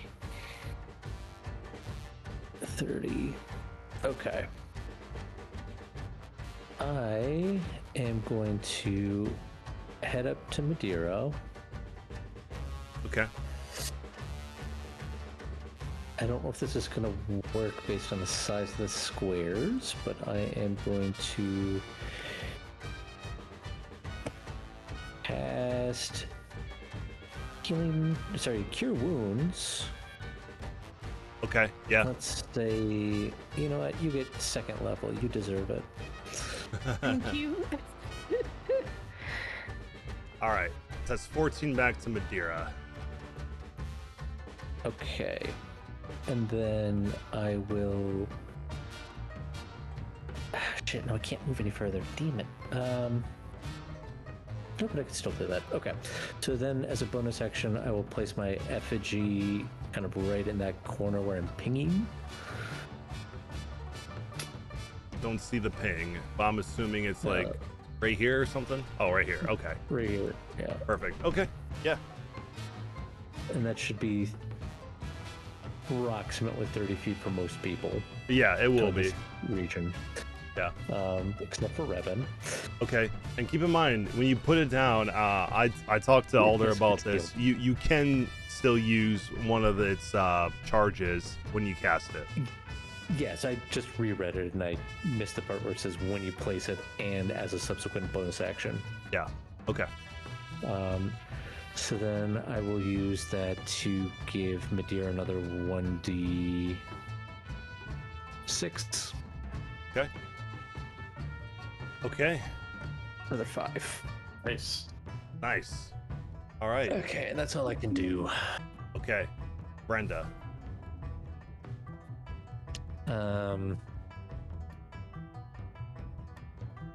She doesn't have anything to do. Okay. Oh, perfect. All right. So she's gonna keep doing what she's been doing. This pumpkinhead here. Correct. Towards Revan. First attack. All three are still up. That's gonna be a hot 9. Yeah, that misses. Sweet. Second one. How's a hot 7 sound? Nice. It sounds nice. Good. Oh, God. All right. What about a hot 11? Nice.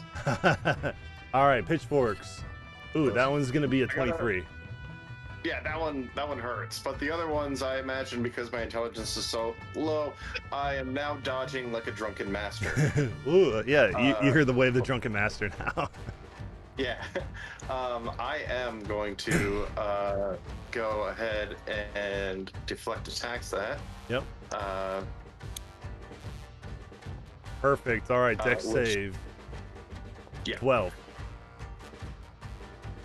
So that fails. So it will take 5 fire damage. 5 fire. Okay, so 10. Boom. Okay. All right, so I've done, that was 1 pitchfork, second pitchfork. That'll be a natural 1, so it's going to lose that. And I'm going to roll a d6 to see if it recharges. It gets it on a 6. That's a 1. Okay, so no personality consumption to you. That is that one's turn. This pumpkinhead now is going to turn around and target Clarence instead, because you also put the fire out and you're standing next to him. So there's 2. So 2 claw attacks to start. 22. Hits. Okay, that's 12 points of damage. That is 7 slashing, 5 necrotic. Second one, that's going to be a hot 12. That misses. Perfect. Pitchfork attack. 22. That hits. All right, 11 points of piercing damage, and then the last pitchfork. That's going to be a 19. That hits. All right, for another 7. So that was a total of 18 plus 30. 30 total. Okay. 30 total to you. I'm going to roll a d6 to see if it gets its charge back. It does not. Pumpkinhead's turn over. Revan. Yeah. Going to continue the pummeling of this one. I checked it. A martial arts. Punch. Okay, that would be a. That was plus your bless, so it was 8 plus 6. That's 14. So 14. That hits. So that's going to be 14 points of fire damage. One of them is looking pretty badly injured. Let's keep punching them. That's a nat 20. All right. Double. So that's going to be 12, so 24. Good shit. So that kills one of them. How do you kill that one? I punch up, and the pumpkin just gets Gallaghered in the upward direction with a huge flame geyser that was attempting to launch him in the air, but instead just, popped the pumpkin off. All right. Sweet. As you burn that one to a crisp. All right. You got one more attack, right? Yep. Okay. You know what? I'm actually going to take 2 more attacks. I'm going to burn a key point to do flurry. Okay. Is that another nat 20? That is. That's another nat 20. All right. So that's 8 plus 6. That's 14. So 28. Revan's intelligence being reduced to 4. He's nat 20 left to back. He's got that tard strength now. All right. Hold on. I gotta do some quick math here. All right. So that's do. Yeah. Cool. All right. That is a 19 to hit this time, which will definitely hit for another 12. All right. That is it for all of my attacks. Dang, you made that round count for sure. All right, sweet. That is your turn, Omen. Omen is going to ask Dr. Morn, you want me to deliver potion? And Omen's gonna fly over to Dr. Morn and wait to see if he hands him a potion. If he does, Omen's gonna. Can Omen set up a ready in reaction action? Ready in action to fly over and administer it to Clarence? Yeah, we can do that. Okay, that'll be Omen's turn. Madeira, you're alive. You're prone. Yep. What do you do? I'm gonna get up. And then I am going to use my movement to get 1 square over right next to the scarecrow guy. Though I am assuming that we are still 15 feet away from him. Yes. Because things. If my character sheet will come up, I could do stuff. Let's see. I am going to cast Witch Bolt at 2nd level. Perfect.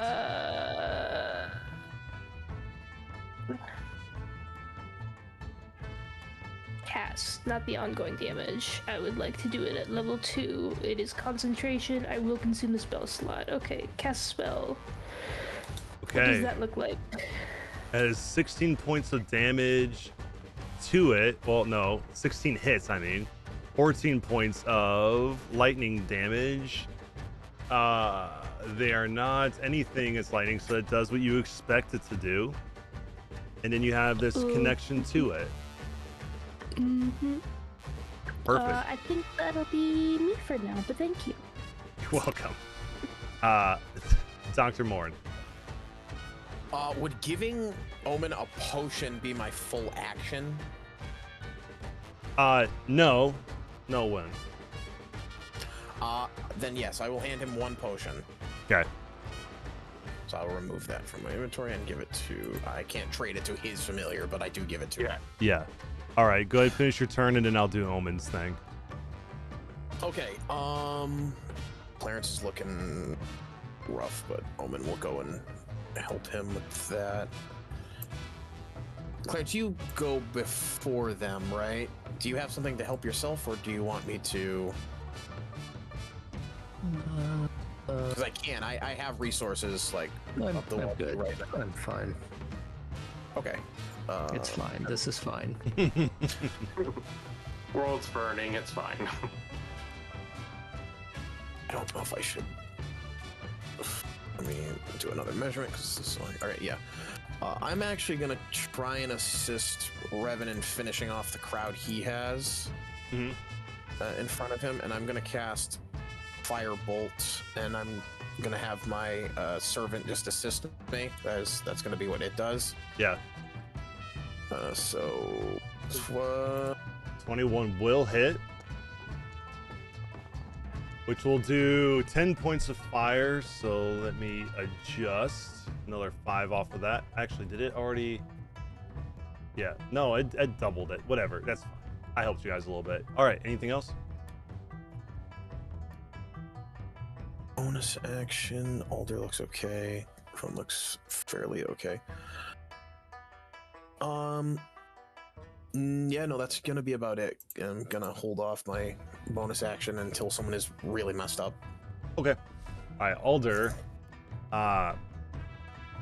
is going to turn around to the Pumpkinhead, and I think, let's see if he wants to use a spell or not.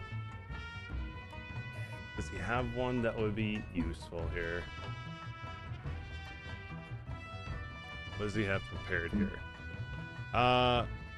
Yeah, he's going to look at the ones over by Madeira, and he's going to cast Entangle.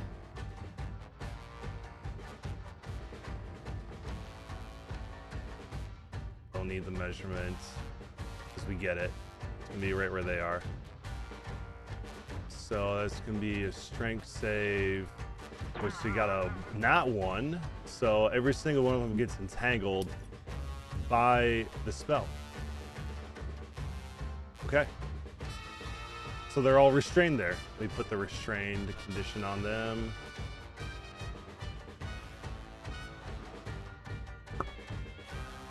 Restrained. Bing. Okay. And then I don't know what he has as bonus actions. I think as bonus action, he would just cast Shillelagh and ready to bonk this guy right in front of him.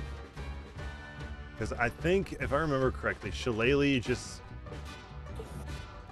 causes the thing to happen, but I don't think you can attack with the Shillelagh when you bonus action it, right? No. It just readies it. Yeah. Enchants it. Okay. He'll get Shillelagh ready to go. Okay. Pox. Let me see. Who is likely to be attacked next? Oh, we had skipped over Omen. Oh, the Omen healing. Oh, yeah. And delivering potion to Clarence. All right. Full action. That's 10. Boom. You're back to 23. Good boy. Thank you for reminding me. Pox. Pox is going to fly up to me, and I'm assuming on his turn he can't take a potion from me, right? He can. Oh, okay. Then I'll have him take 2 from me, which I can actually give them to him. Okay. So I'm going to hand him another potion, and I'll remove it from my inventory, or I'll remove 2. So he has 2 on him. Yep. And then he is going to fly down from the roof and... Shuli, you said you're good, right? Are you sure? Fine. Yeah, it's fine. I'm gonna be safe. This seems like this could turn bad any moment. I'm gonna have him fly over to a space he can reach, so he'll share the space with Alder, and he'll use his bonus action to give one of the potions to Clarence. Okay. Gonna roll that potion then, and then I'll give him the HP. Okay.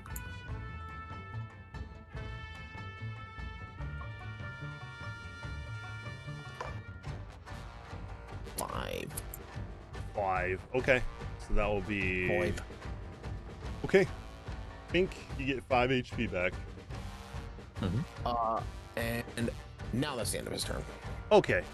All right. William Lodge is going to look around and see how all of you guys are finding pumpkin heads and no one's putting the fire out. So he's going to quickly make 2 more buckets. And then he's going to look towards you, Revan, and he's going to be like, "Yo, put the fire out. Everything's going to burn." And then I'll end his turn, and we're going to end our session on that note. And continue this combat next week. Alrighty. Ding, ding, ding, ding, ding, ding, boop. Stop the music. All right. Cool. All right. Well, that was session 15, everybody. Now you guys. If I write something in the chat in the session, will it stay there until the next session? I'll do this. I normally clear everything out, but I'm not going to this time because Alder wasn't here, and I want him to be able to look back at what he did. So go ahead and put it in there. It'll still be there for next session. But all right. And now you guys can see why I said this could be potentially a TPK, right? No, it's fine. It's fine. It's good. You almost got it's like difficult combat, but it's yeah, a little bit. But all right. Real quick, let's go through some highlights and lowlights. We'll start with you, Clarence.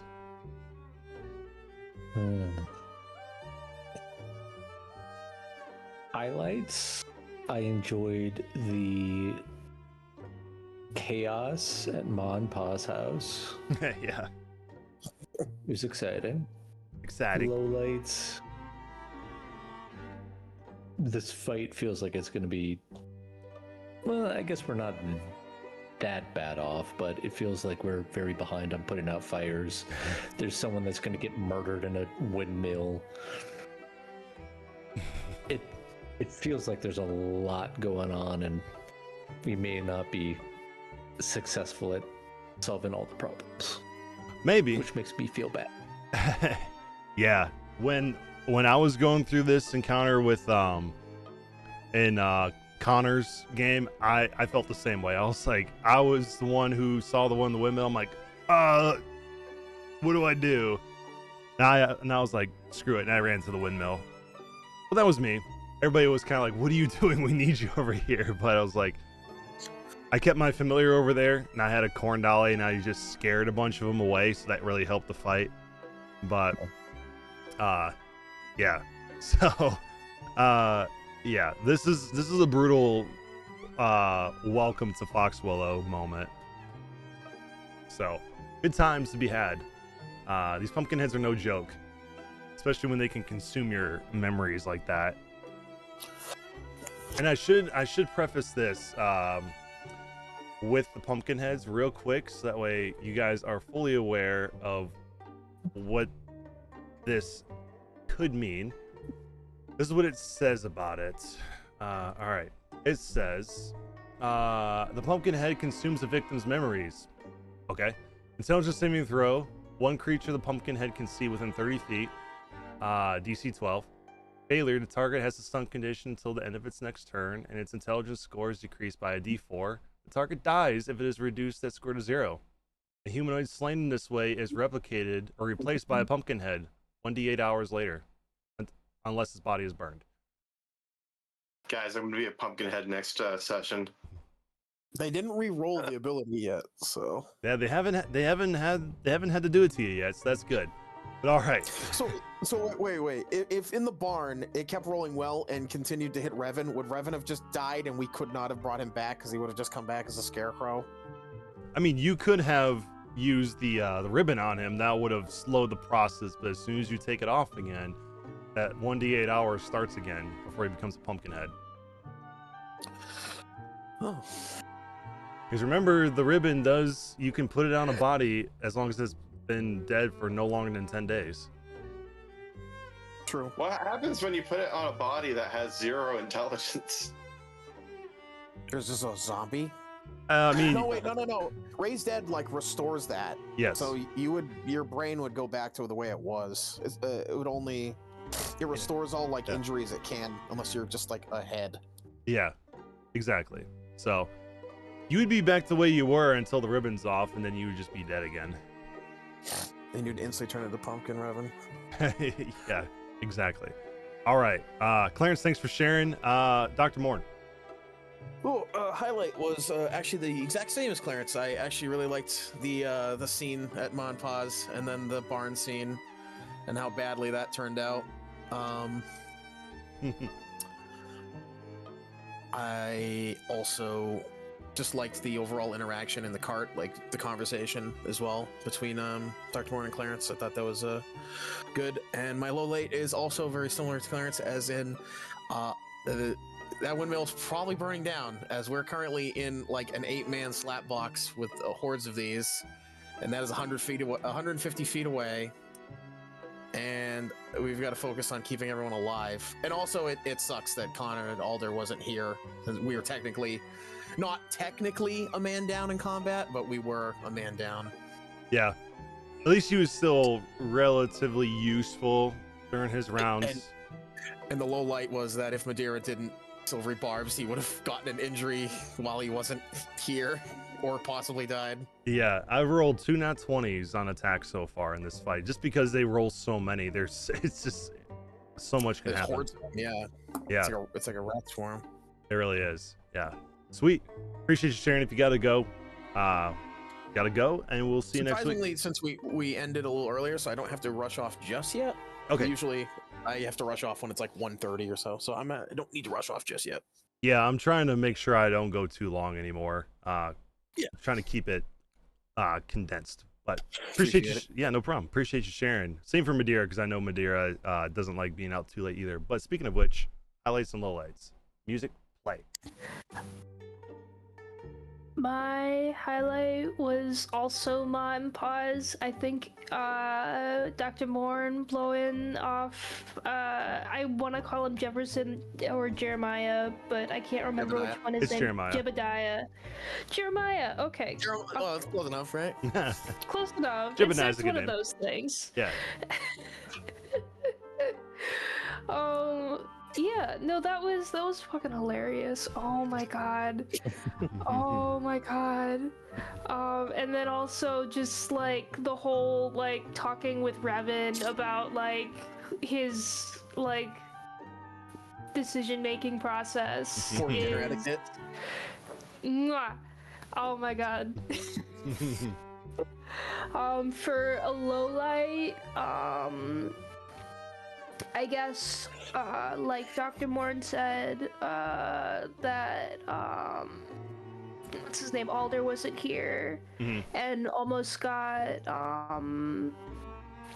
Brit. Got critted. Yeah. Yeah, that would have been bad. That would have been so bad. But it didn't happen because somebody said, "Hey, doesn't somebody have silvery barbs?" And I was like, "Yes, I have silvery barbs." So thank you, whoever that was. I can't remember right now. Yeah, you saved his life. Yes, you were very good. You are. It was a group effort reminding. Yes. Yep. Yeah, I can't think of anything else, but I'll let you know if that changes. I am going to step off because I turn into a pumpkin after 9. So this is. Oh no, your intelligence is already. I see what you did there. That was clever. All right, we'll see ya. Bye-bye. Bye-bye. Yeah. All right, Revan. Highlight. We got to play today. We almost didn't because of the issue with Foundry that stopped Fridays. Yes. But you fixed that, so that is definitely a big highlight. I I'm obviously having fun playing Dumb Revan.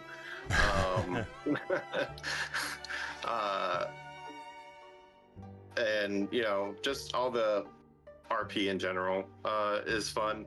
The way the pumpkin just like teleporting around when we don't look at it in the barn was creepy and awesome.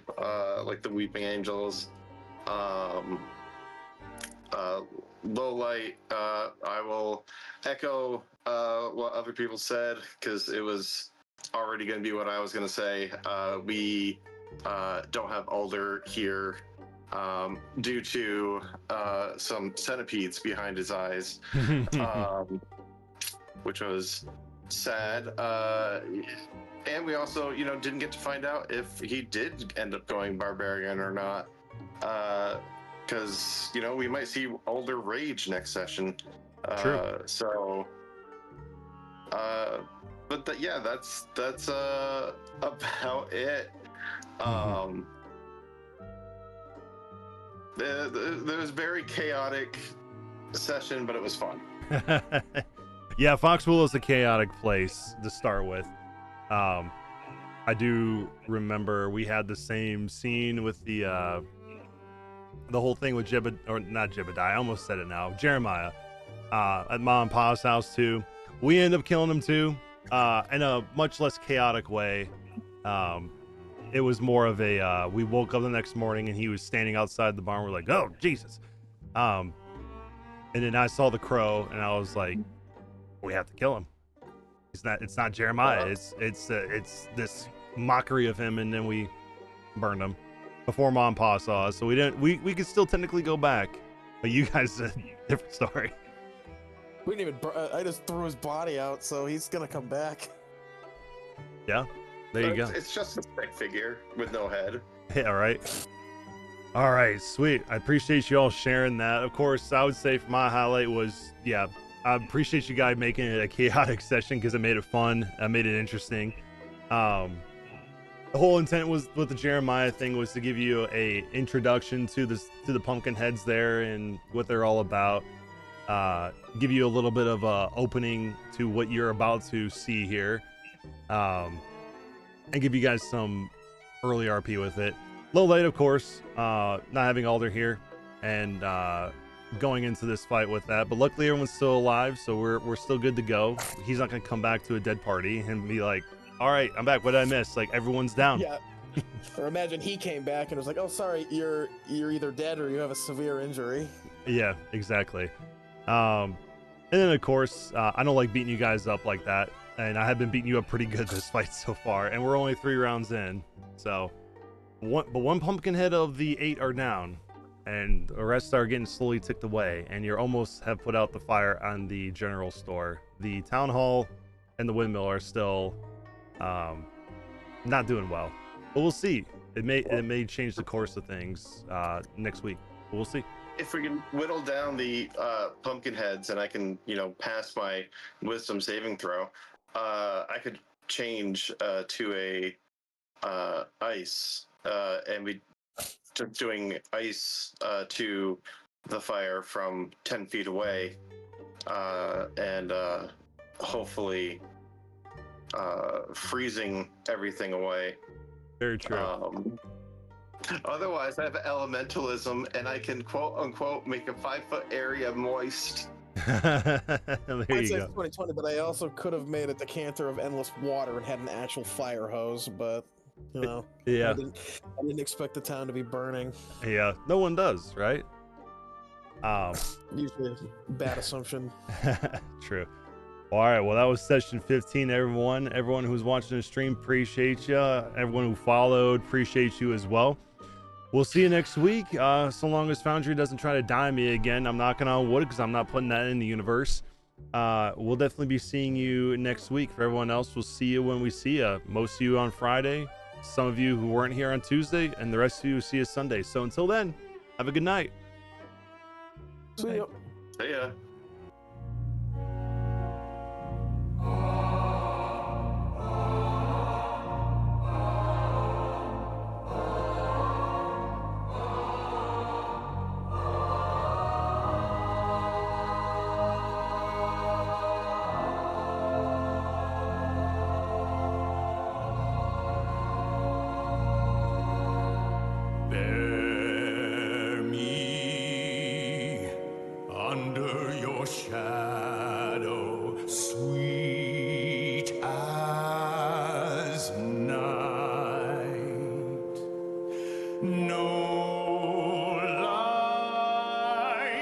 and pierce me through.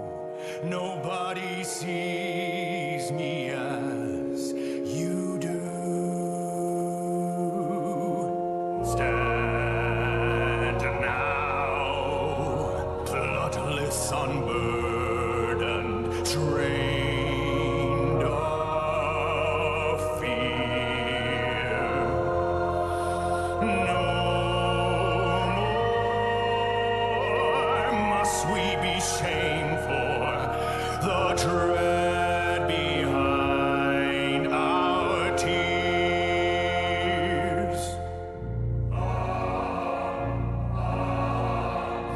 Hear me, trust me, see me, love me, fear me, judge me. I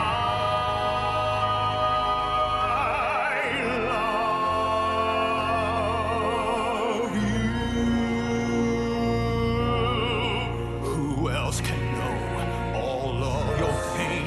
Who do you know could carry their shame as long as you have, but never again? For I am filled by endless love and suffer